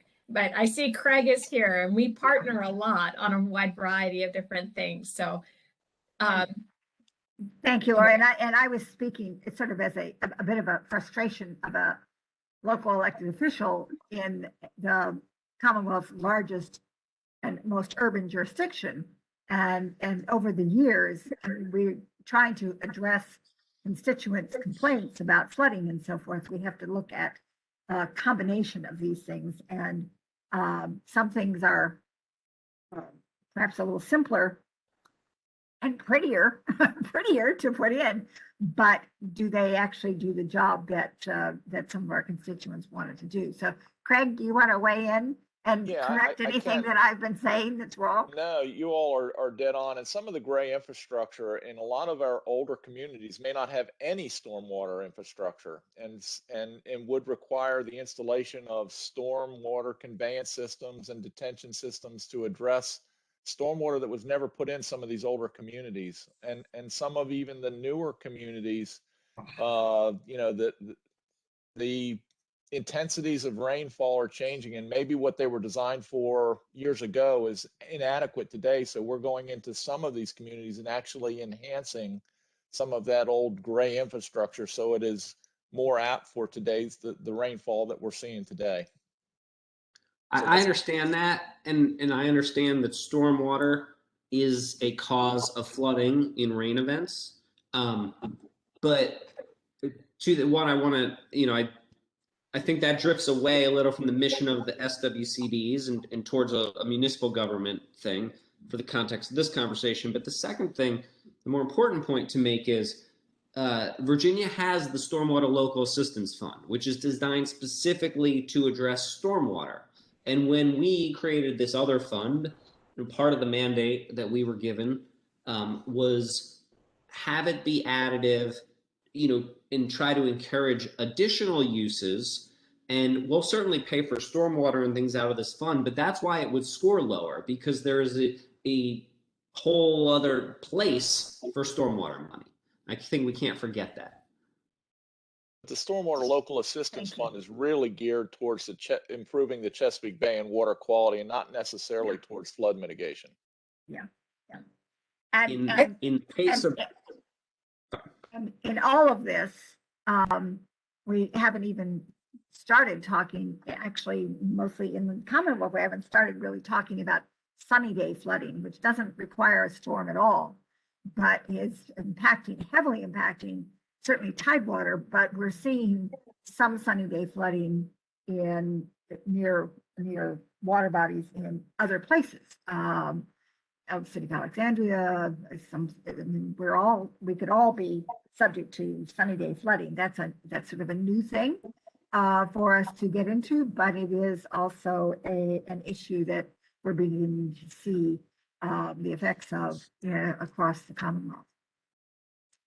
I think we have probably completed our discussion with Deputy Secretary Sachs.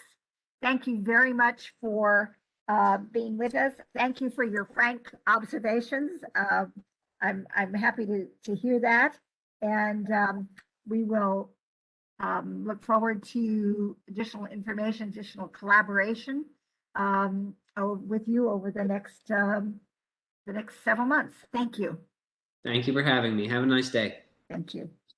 And now we are going to move to accelerating living shoreline implementation in rural coastal Virginia. This is a nice bookend to our opening video about Leesylvania's Living Shoreline Project. Our presenter is Aaron Wendt. He's an environmental specialist with the Virginia Department of Conservation and Recreation.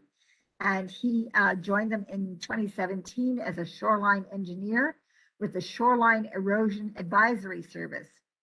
He is not a stranger to the Potomac Watershed Roundtable, as he shared important information about erosion conditions and living shoreline solutions at our in-person meeting at Westmoreland State Park a couple of years ago, which we referenced earlier in the meeting.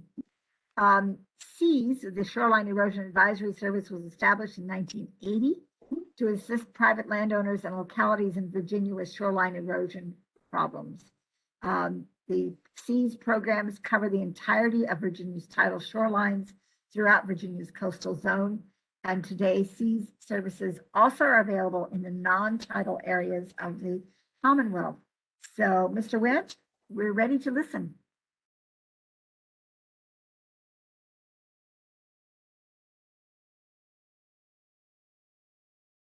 Aaron, I think you're muted.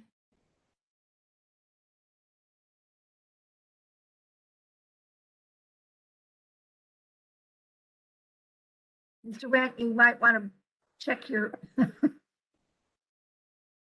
settings. All right, there we go. How's that? Okay, we can hear you. When you share the screen, some of those tool buttons, they move away from you. You can't find them again.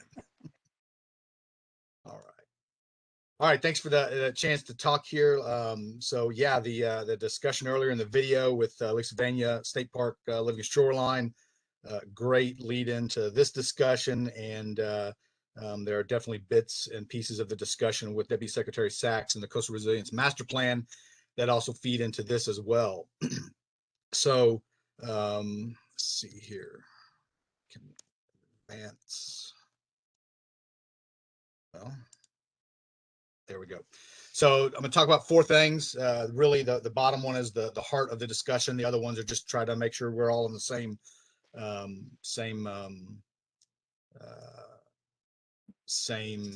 line of thinking as we get to this last bit of discussion. I'm with the Department of Conservation and Recreation, as already has been said. The Shoreline Erosion Advisory Service has been around for 40 years. So somebody in the General Assembly thought it was important that there's a unbiased, science-based perspective to provide free technical assistance on shoreline management alternatives. We work with both private property owners as well as public land management agencies. We provide recommendations to localities. We've been on other state agency property, as well as some feds like National Wildlife Refuges, National Park Service property. Historically, we've only worked on tidal shorelines, but we do provide advice on non-tidal stream bank and impoundment erosion as well. So what do we do? In general, we'll do on-site field investigations of eroding shorelines. We will provide written recommendations, potential solutions to those property owners. If that property owner proceeds with trying to get a design or a plan to do something, we can review that design and we can try to help the contractor make it a better plan for that property owner before they turn it in for a permit. And then we can also do construction inspections because there's a lot of times that shoreline property owners might not really understand what's in their permit. They might not really understand how those contractors are building their shoreline solution. And so we can provide a construction inspection to help that property owner understand that they're getting what's in their design and permit. And we also provide guidance on available financial incentives, mostly for living shorelines. And best of all those services are no cost to property owners. So that's the heart of what SEAS does. Myself and my colleague, Mike Van Landingham, some of you may know that name. And the program has done that work for over 40 years. So let's start thinking about living shorelines now. So the video of the Leesylvania State Park was a really good example here. It's been in for many years. It falls in this category. I don't know if you can see my cursor, but it falls in that category of a sill leading towards a breakwater. So we know that the solutions, we've been talking about gray infrastructure earlier and green infrastructure. We know that the solutions that property owners can implement are all along this spectrum, this continuum from very green practices of where you're just strengthening your existing marsh, all the way up to something as intense and as gray as a bulkhead or a seawall, with a variety of things in between. We are all, I think, also aware of the variety of ecosystem benefits or co-benefits, ecosystem services or co-benefits that living shorelines provide. They, of course, provide all kinds of habitat for fish and wildlife species. They help us reduce pollutants into the water bodies. They trap sediment and attach to nutrients. They help us absorb wave energy and storm surge, providing some of that coastal resiliency and flood protection that we've discussed earlier on the call.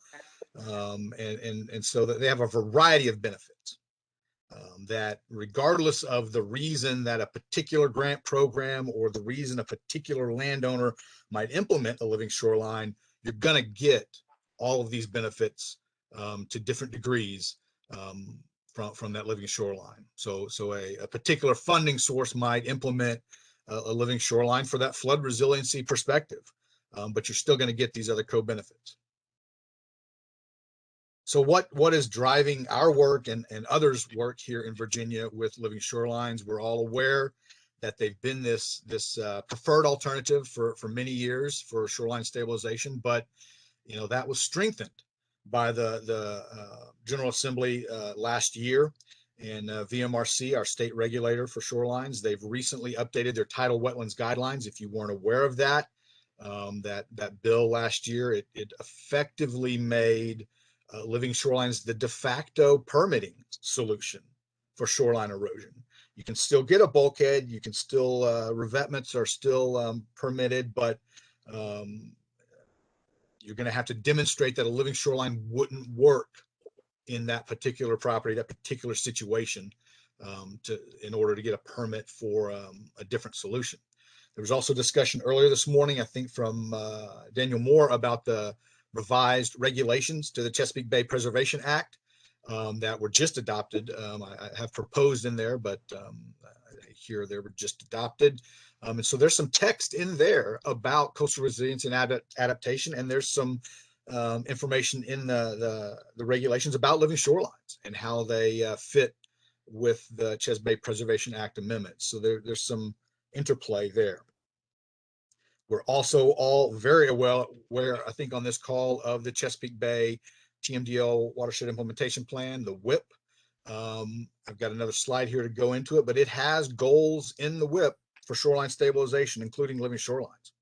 And if you didn't know this, the state lands WIP was just released a few weeks ago by the governor that detail specifically some actions that need to be taken on state property, and living shorelines again play a prominent role in that.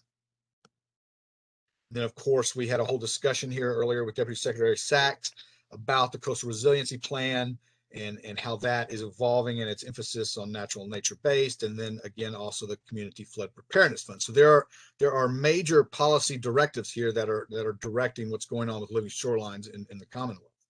So what has the Commonwealth done? We've actually put a lot of stuff in place over the years for living shorelines. There's a lot of financial incentive programs out there and mechanisms, streamlined, reduced permitting. There's low interest loans. There's cost share and grants available both on agricultural properties as well as residential properties. All the soil and water conservation districts are heavily involved with VCAP, as most of y'all are aware of that program. So there's a lot of stuff in place that incentivizes living shorelines. So let's talk about that in perspective of the Chesapeake Bay WIP. So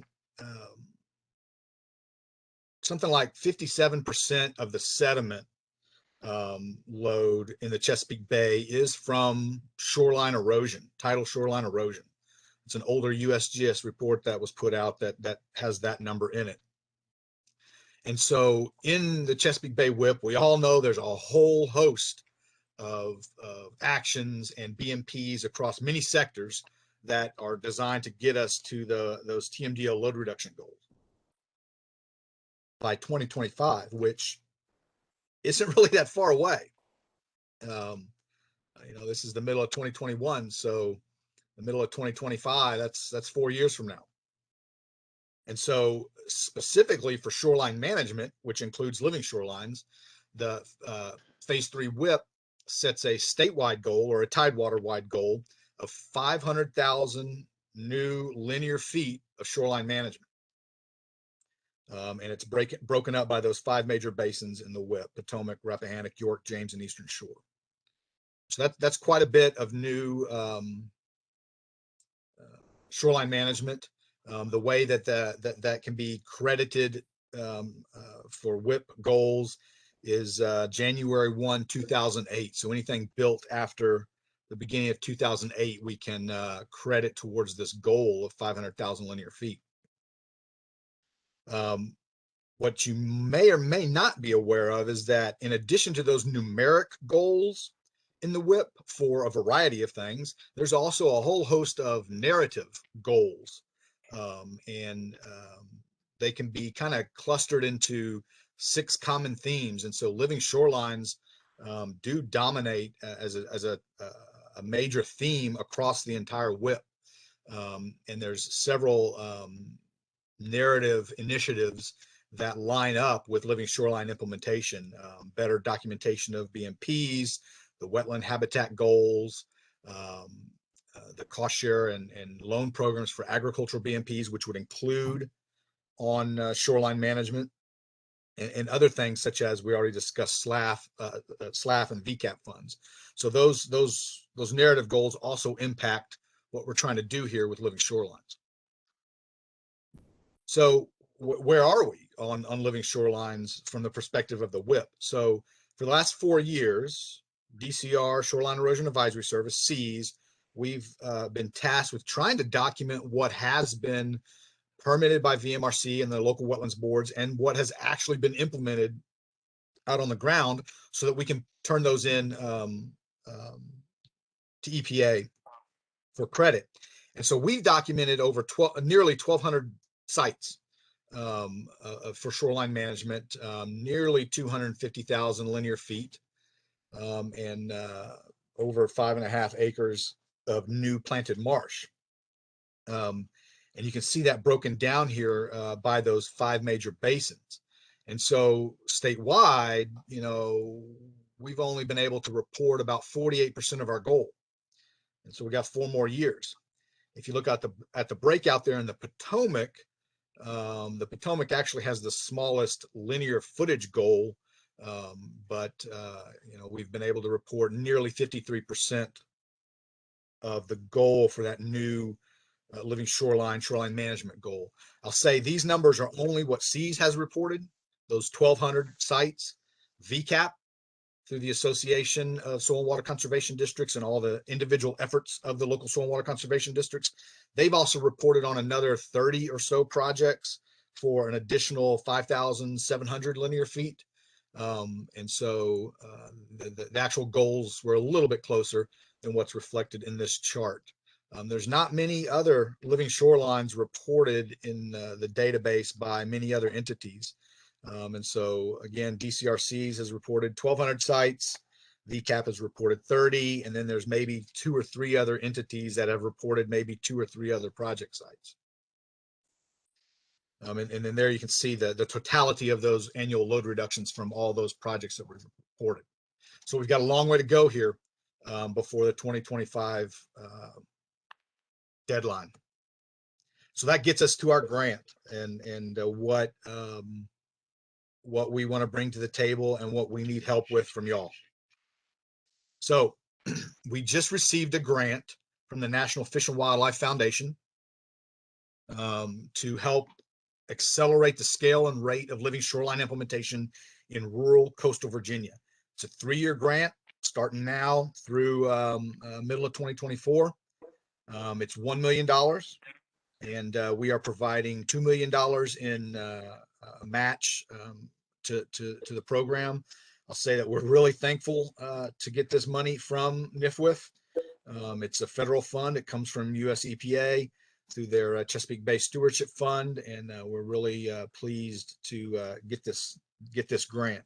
I know there's been a variety of entities that have gotten other INSR grants and NIFWIF funding to work on a variety of things, the Northern Neck PDC being one of them, to work on living shorelines in the past, and others like the Friends of the Rappahannock neighboring basin. And so this money, we've got a big scope of work here and several tasks. So there's 4 major objectives with this grant that we want to accomplish. First, we want to do what we're doing right here. This type of discussion on living shorelines, shoreline management, and we want to grow this partnership. So we know that a lot of entities have been doing a lot of work on living shorelines for many years, but we want to build on that and strengthen that partnership. We want to develop a cache of shovel-ready projects with the designs done so that any entity can then pick that design up and go solicit implementation funds. If it's going to be money from SLAF, if it's going to be money from VCAP, if it's going to be an agricultural site where they get cost share from DCR and the districts, if it's going to be that new community flood preparedness fund, if it if it fits into that. And so we want to get that cache of shovel-ready projects ready with designs for all of our partners. We want to do those designs kind of on 3 categories of properties. We want to do them on socially vulnerable sites, do them on agricultural sites, and other priority sites. Third objective is we want to actually build some new living shorelines with this grant.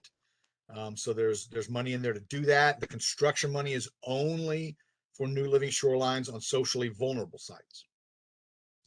And then fourth, we want to continue to wrap up that documentation verification of other shoreline management projects that have been implemented, so we can get as much credit as we can into the WIP. So you might want to ask, where's rural coastal Virginia? So this is our geographic focus for this project. Rural coastal Virginia actually has a statutory definition in Virginia, and it's the 12 county region across the northern neck, middle peninsula, and eastern shore. So for y'all, you know, it's up here in along the Potomac on the northern neck is the focus here for this project. I think that these discussions, and as our grant advances, I think the outcomes will be utilized and beneficial to the rest of the Potomac Watershed Roundtable geographic area as well. But those designs and the cost and the implementation dollars, we've got to keep focused here in rural coastal Virginia. So let's get into a little bit more detail about those objectives and what we want to do. The partnership enhancement, it's a key piece to this grant. And so, like I said, there's a lot of entities that have been doing a lot of work on living shorelines for many years. And so we want to somehow increase that collaboration and bring that focus together.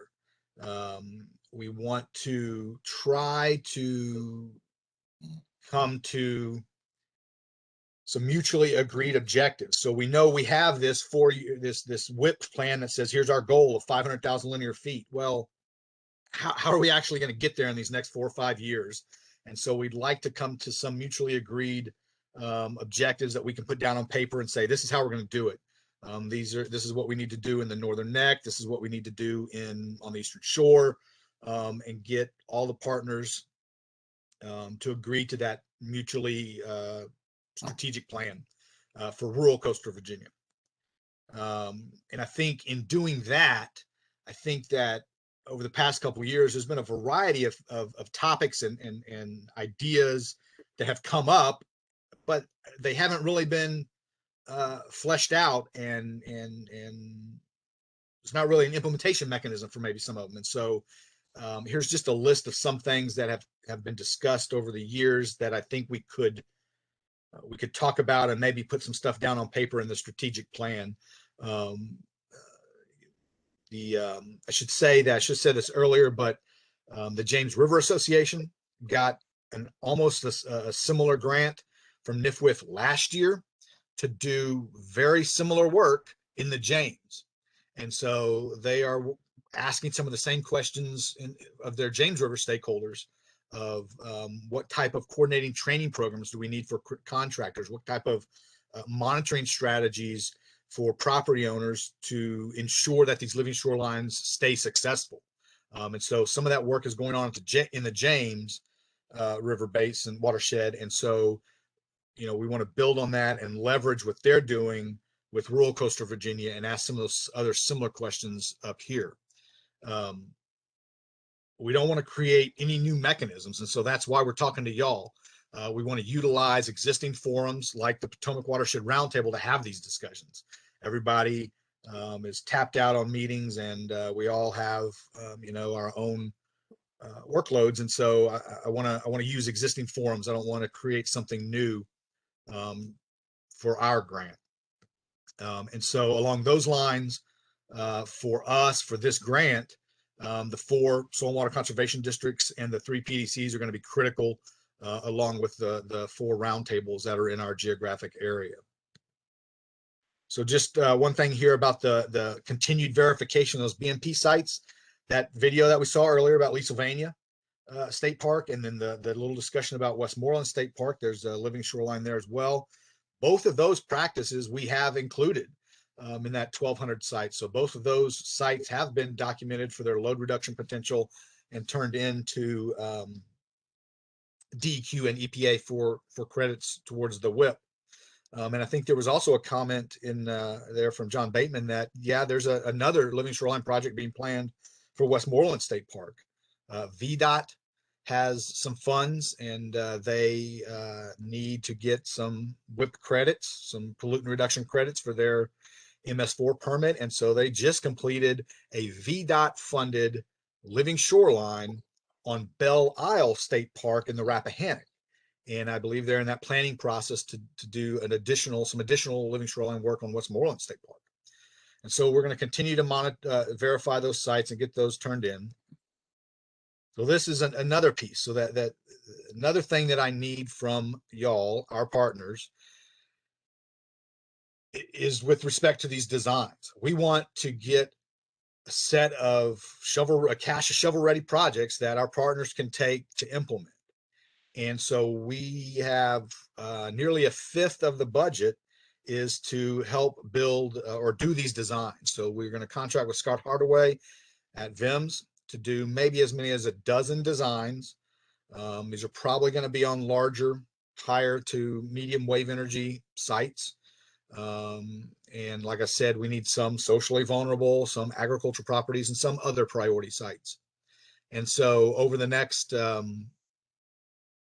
few months to a year, we'd like to flesh out this list. And so, some of the work that's being done with the Coastal Resiliency Master Plan, prioritizing sites for that will help feed this discussion.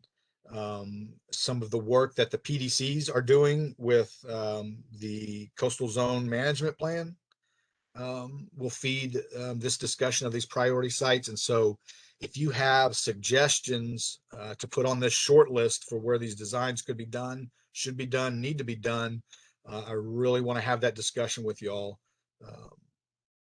about any suggested sites. These designs, we don't have to do them all up front. We've got a 3-year window here.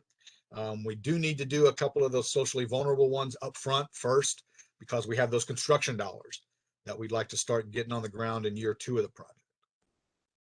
And so, we envision, this is the bulk of the project. There's like $625,000 for construction. We can see 2 to 4 new living shorelines.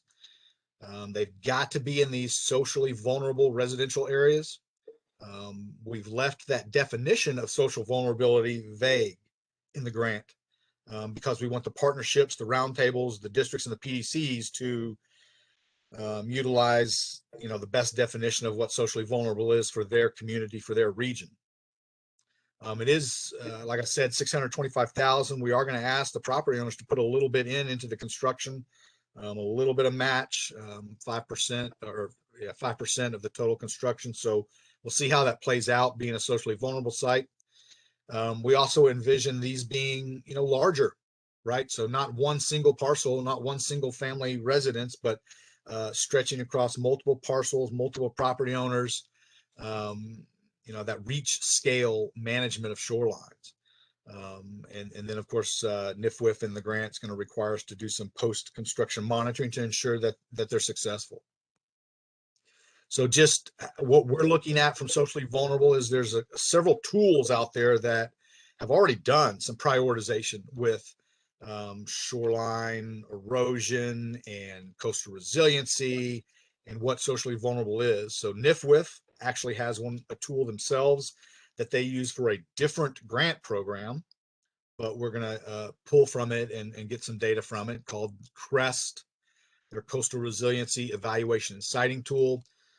So if we get a short list from partners on where to do these designs and this construction, we'll take that short list and run it through these tools and see what these tools tell us about relative rankings of social vulnerability. Virginia Public Access Project also has a website and data that's linked to CDC, of all places. The CDC has a social vulnerability index that's tied to external stresses to human health, like natural disasters. And so it's got data, so we'll run it through that tool as well.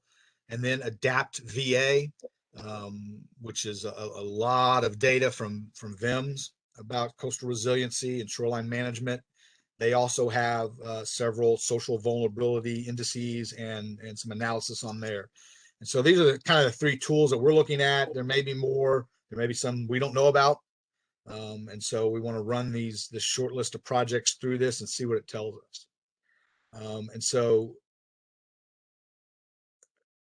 we're at the beginning of this 3-year grant, and over the next year, what I hope our partners can help us with is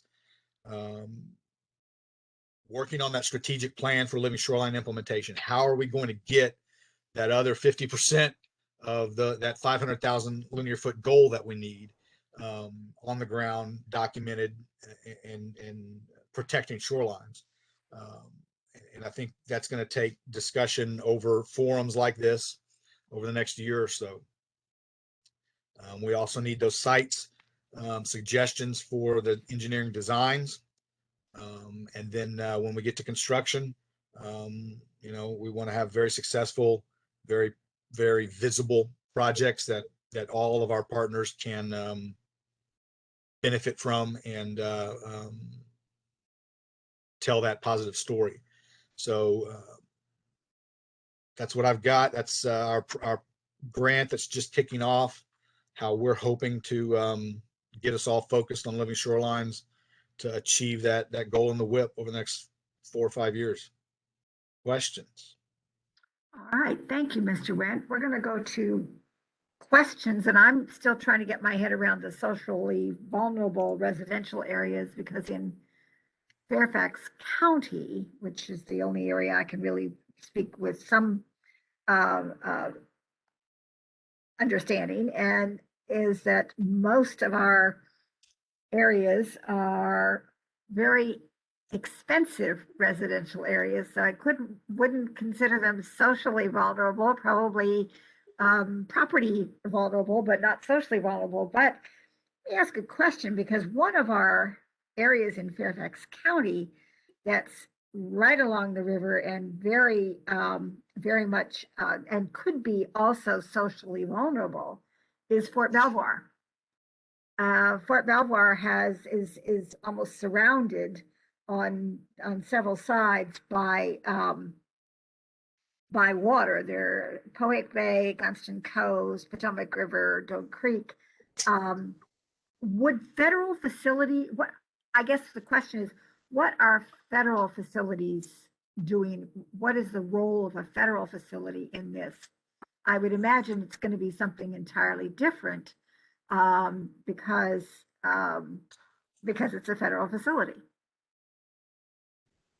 Yeah, so the federal facilities have their own goals and objectives in the WIP, and I know that from shoreline management perspective, there's several federal facilities that have living shorelines implemented recently, and I know that Dahlgren, there on the Potomac, is working on either they've submitted it or they're working on it, on some designs to work on shoreline management. And so I know that the federal facilities do have a role in the WIP and achieving that shoreline management goal. Okay. I think to your point. Go ahead. I was going to say, to your point about, wrapping our head around what social vulnerability means. I think if you look at least these 3 tools, it's a combination of looking at things like income level and environmental justice issues, and looking at some of those things that Deputy Secretary Sachs talked about, that inventory of assets and where the houses are. Is it just a house or is it a public school? And then these tools take that information and compare it to, what's the storm surge risk in that particular area, what's the historic erosion risk in that area. And so exactly, when we hear that term social vulnerability, we all have our own immediate thoughts of what that may be defined as, but I think in most situations it's a lot broader than what we might think. Thank you. And I think in previous generations, people lived near the water because it was cheaper, and sometimes because of flooding and so forth, but it was cheaper. It was, the bottomland wasn't something that was necessarily socially acceptable. So the poor people lived near the river. That has flipped itself on its head now, of course, with very, very expensive. If you're wealthy, you can live along the river. If you're not wealthy, you don't live along the river. Um, so it's a change in generations over time. Norm, did I see your hand up?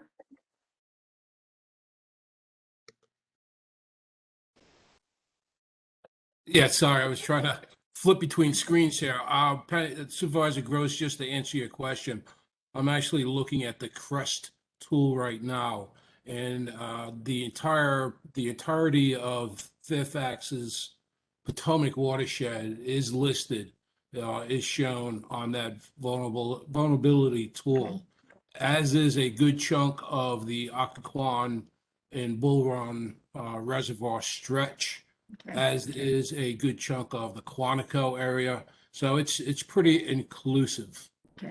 which actually leads me to want to give this to Corey so she can work with Aaron to see if we can get maybe VDOT to fund some of this work to finish up Leesylvania. Yeah. Thank you. And John Bateman has indicated Fairview Beach comes to mind. Absolutely. I think over time, anyone who has been on the roundtable and has been able to attend the meetings in person around the watershed has things in their mind that we've already seen.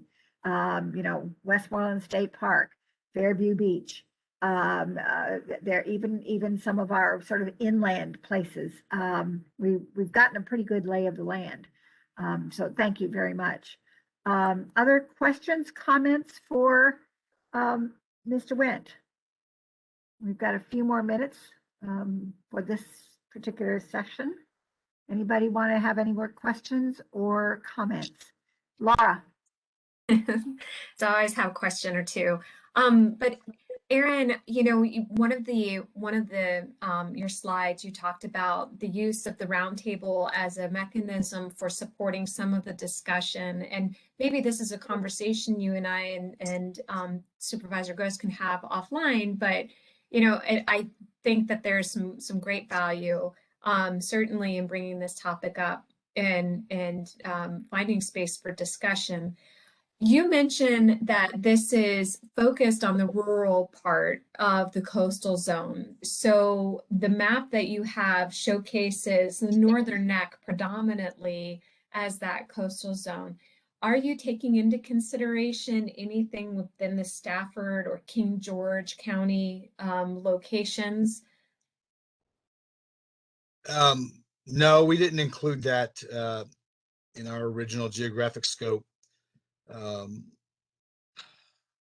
Simply because it was easy, because there's a statutory definition of rural coastal Virginia. And Gotcha. but that being said, two things. One, we've got the design money, the construction money, we've got to focus that money only in what we've told the grant that we're going to spend it on. But I think the discussion with the partnerships, the strategic plan, those types of discussions, we can definitely talk about these other areas. We can also talk about us talking with NIFWIF about maybe expanding that geographic scope, because if you look at that map also, like I mentioned earlier, James River Association has a very similar grant on the James River. And so if you look at it, what that means is that the southern half of the York watershed is not covered by either one of the grants. And so that's kind of a missing void as well. And so there may be some potential, I think, for our grant to maybe expand to that southern side of the York and yeah, maybe a little more north up the Potomac. I think that there's ample opportunities for living shorelines, certainly just even based upon some of them shoreline analysis and looking at where that vulnerability exists in terms of erosion and things like that along the Potomac and along the northern neck. And it's such an important issue there, certainly, that I'm glad that, there's some resources that are going to be available. So I think as we're, certainly keep me in the loop on how we can support you with this and bringing the conversation forward. I think that there's certainly a lot of lessons that can be learned through this experience that would apply very well to the area outside of the designated rural coastal zone as well. One other thing I'll add to that is that I didn't mention this earlier, but that partnership development piece, that strategic plan, and those discussion points that I listed, if out of that discussion there become objectives to like, okay, we need to have a unified outreach piece or social marketing campaign, or if we need to do targeted mailings to landowners, or if we need to anything of that nature, we do have about $50,000 set aside in the project budget to do those types of things for that entire geographic area. So if in that strategic planning discussion, if we say, okay, we need to do targeted mailings to landowners in Gloucester County in the Middle Peninsula, well, you know, maybe the SWCD or the PDC there could help us. So there's a little bit of money to go there. Or if maybe we say we need to do some type of social marketing campaign on the Potomac, then there's this pot of money that we can pull a little bit out of for either, you know, the roundtable or the district or the PDC, whichever one might be the best one to help us accomplish those those goals. So there's a little bit of money to do that type of work as well. Thank you. I'm going to put on another hat here and call on Jennifer Starr. I see that Jennifer is on the call. And she is our coordinator for the Local Government Advisory Committee. Jennifer, are you there? I am, Penny. Okay. I wanted to ask you, because I serve on LGAC too, the comment about NIFWIF grants triggered my thought. You know, at LGAC, we sometimes look at those NIFWIF grants and give recommendations back to NIFWIF. I don't recall Living Shoreline applications being part of that, but it would seem to me that a Living Shoreline presentation at a future LGAC meeting might be something we want to consider. So I just wanted to sort of put that on your radar screen so that we can get a little more information out to a broader context than just the Potomac Watershed Roundtable. You know, Penny, absolutely. And this is my first time at this roundtable, and shame on me. Shame on me for that. But I've learned so much, and I have all sorts of ideas, and I already have it down to give you a call afterwards and talk a little bit more. So thank you for the wonderful, wonderful day. And I completely agree. That's a great presentation to have. Thank you. Thank you. For those of you, Jennifer is with the Alliance for Chesapeake Bay. Alliance for Chesapeake Bay is the coordinator for the Local Government Advisory Committee to the Chesapeake Executive Council. Thank you, Jennifer. I'm sorry to just blindside you with that, but I really thought this is a connection that we need to make that's going to be broader than just the roundtable. Thanks. Are there other questions or comments for Mr. Wendt before we go to any general discussion? Anyone else have anything to add?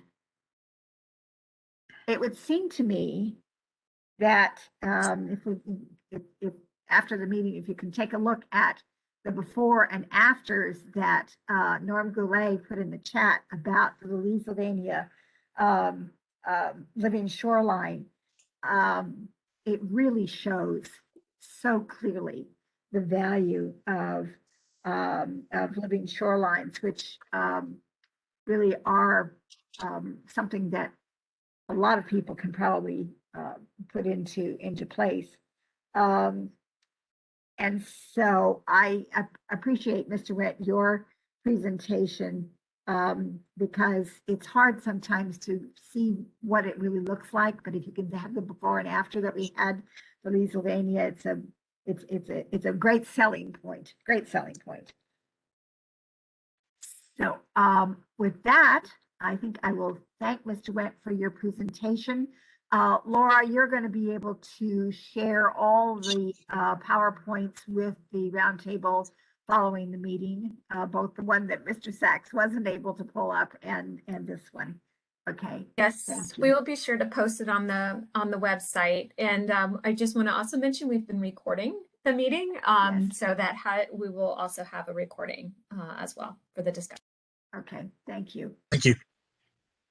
In the few minutes, thank you. In the few minutes that remain, are there any comments, questions from any of our roundtable members? Anybody want to say something for the good of the order, put things on a future agenda? I think stream restorations would be a wonderful agenda item, but I'll have some conversations with Laura about that because we've got people who think stream restorations are, really what we should do, and others who absolutely do not want them done. And that's going back to what Kirsten was saying. And so there's some difficulty these days with how people view stream restorations. And then we've also got invasives in water bodies, as I can't remember what you called it, Laura, but it was terminology, but it was invasives, I think, in water bodies. And then the COG farm group. So these are all possibilities, potentials for future agenda items. Also, if we could talk just for a minute, Laura, about our next meeting, which may or may not be in person. We really haven't had that discussion yet, but I would imagine that if we could try to do it in person, it would be great, but probably still maintaining a hybrid of attendance. We can see definitely logistically the virtual option allows for some greater participation, Yes. but we can definitely explore options. I think we did include in the grant agreement this year because of the uncertainty at the time of preparing the grant proposal with what what was going to happen at the end of the calendar year. We did include this year as virtual. So Okay. perhaps what we can do is start to think when we have our meeting, Penny and Woody, John and Robert, maybe we can talk about what the roundtable looks like in the coming years. Because I do think there's an itch to get out there, and whether it's doing field trips or something like that, we can certainly talk about what it looks like. And we may want to do some virtual and some in person, depending on a field trip. Certainly the efficiency is there with virtual, and the attendance is there with virtual, but we miss seeing one another and actually having those side conversations. Perhaps we should do a quick poll, Laura, after the meeting, send something out, find out how people are feeling about doing in person, maybe the rest of the year virtual and then going in person. It's not the pandemic anymore so much as the efficiency and the ability to attend more meetings when you can do it virtually. Woody, did I see your hand up or your opportunity to say something? Gosh, you shouldn't have asked, Penny. I got three things I'd like to say, if you don't mind. Go ahead. First of all, I think we do miss each other. But you've got to find a neutral place that the traffic isn't so heavy for meetings. I'm speaking of. I understand. I'd like to speak something, Mr. Aaron's report. I was at the last Rappahannock River Basin Commission meeting that he was at for the Belle Isle and what's being done. I'm very much interested in what's happening in Arlington and Fairfax, but I could kind of tell this morning in the day's meeting that it was brought up a couple times, but not addressed. That still who owns all the forest and fields and land is private enterprise, private people, private business. So the greatest thing we can do is to educate people and have a phone number that a farmer, and I mean this is not a joke. This is me sitting here thinking it through this morning. Do you remember when I had 27 inches of rain in 24 hours one time? Washed out all the roads and dams in the northern neck. And lo and behold, I looked up and as you know him, Sam Johnson was coming down the road and I said, Sam, I need some help. And Soil and Water jumped in and helped me out of Warsaw. And I had to put up half the money. What I'm trying to say to you is a farmer or a forestry person needs somebody they feel close enough to or can contact And where we're missing the boat, we have the expertise now, but we're losing the personal contact with the people. I realize it's a total different between Fairfax and Arlington, where you have to do the town or the city or a local area. But we have so much of our waterways are privately owned that we have to do a better job of addressing that, because that's where a whole lot of the problem is. And it seems so simple to me, but maybe I'm missing something.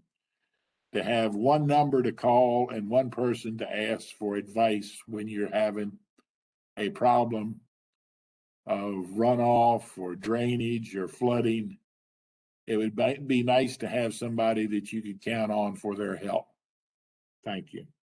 Thank you, Woody. Certainly Sam was an outstanding agent. He was just superb, and always seemed to be thinking one step ahead of everybody else. But this raises a question for me.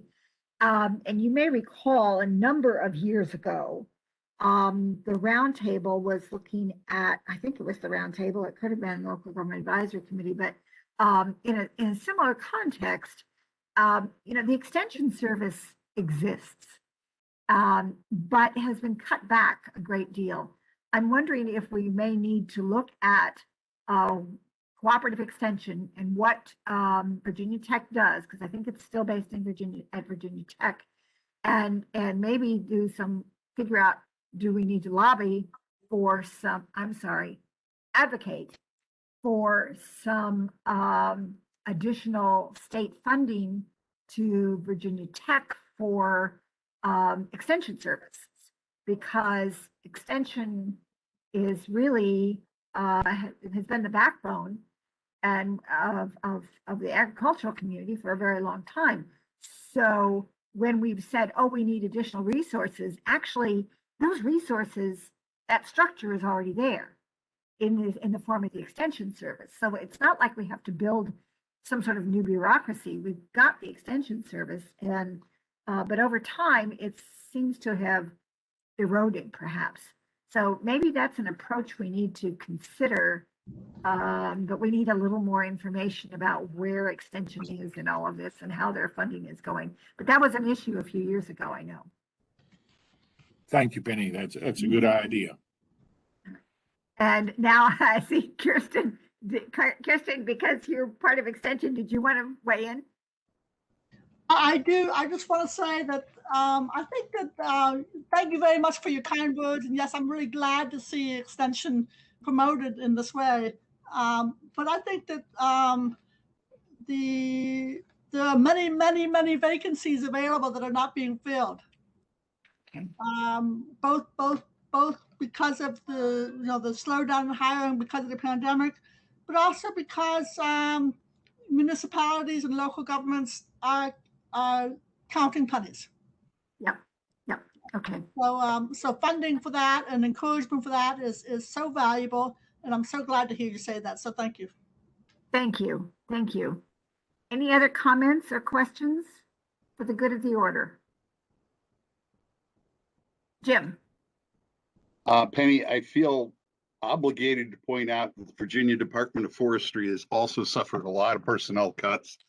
And we do have a long history of boots on the ground working with landowners on natural resource management issues. So if you're going to lobby for VCE, please lobby for the DOF as well. Okay. All right. Thank you. As we become more urban in the Commonwealth, it seems like there are some shifts that we forget that there's still an awful lot of rural area in the Commonwealth, and also we still have the same needs in some of the urban areas. So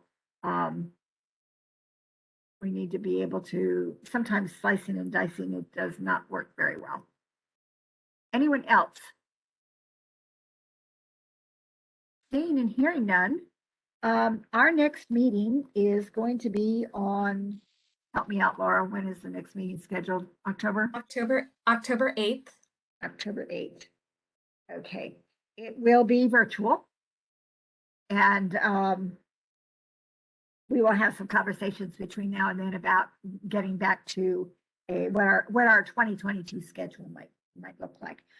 We also need to be thinking for that October 8th meeting, excuse me, what we might want to do in the way of introducing the roundtable to the General Assembly, because this is an election year for the General Assembly and the statewide candidates. So in December, we really need to have a letter out to the General Assembly members, introducing ourselves to the new ones and reiterating to the ones who are returning about what we do. And also, if there's anything we need to put into legislative advocacy, we have to do that. Probably we need to get that in by December because the General Assembly starts in January. So be thinking about what we might need to take on as an advocacy role as the roundtable. We can do that by remaining, it's a nonpartisan situation. So we look at the issue and advocate for the issue. So just wanted to remind everybody that we have done that in the past, and the time frame is now. In the fall. With that, we went over a little bit, but I think we've had a very good discussion today. So I wish you all a good weekend and the rest of the summer, and we'll see you in October. Thanks. Bye-bye. Thank you.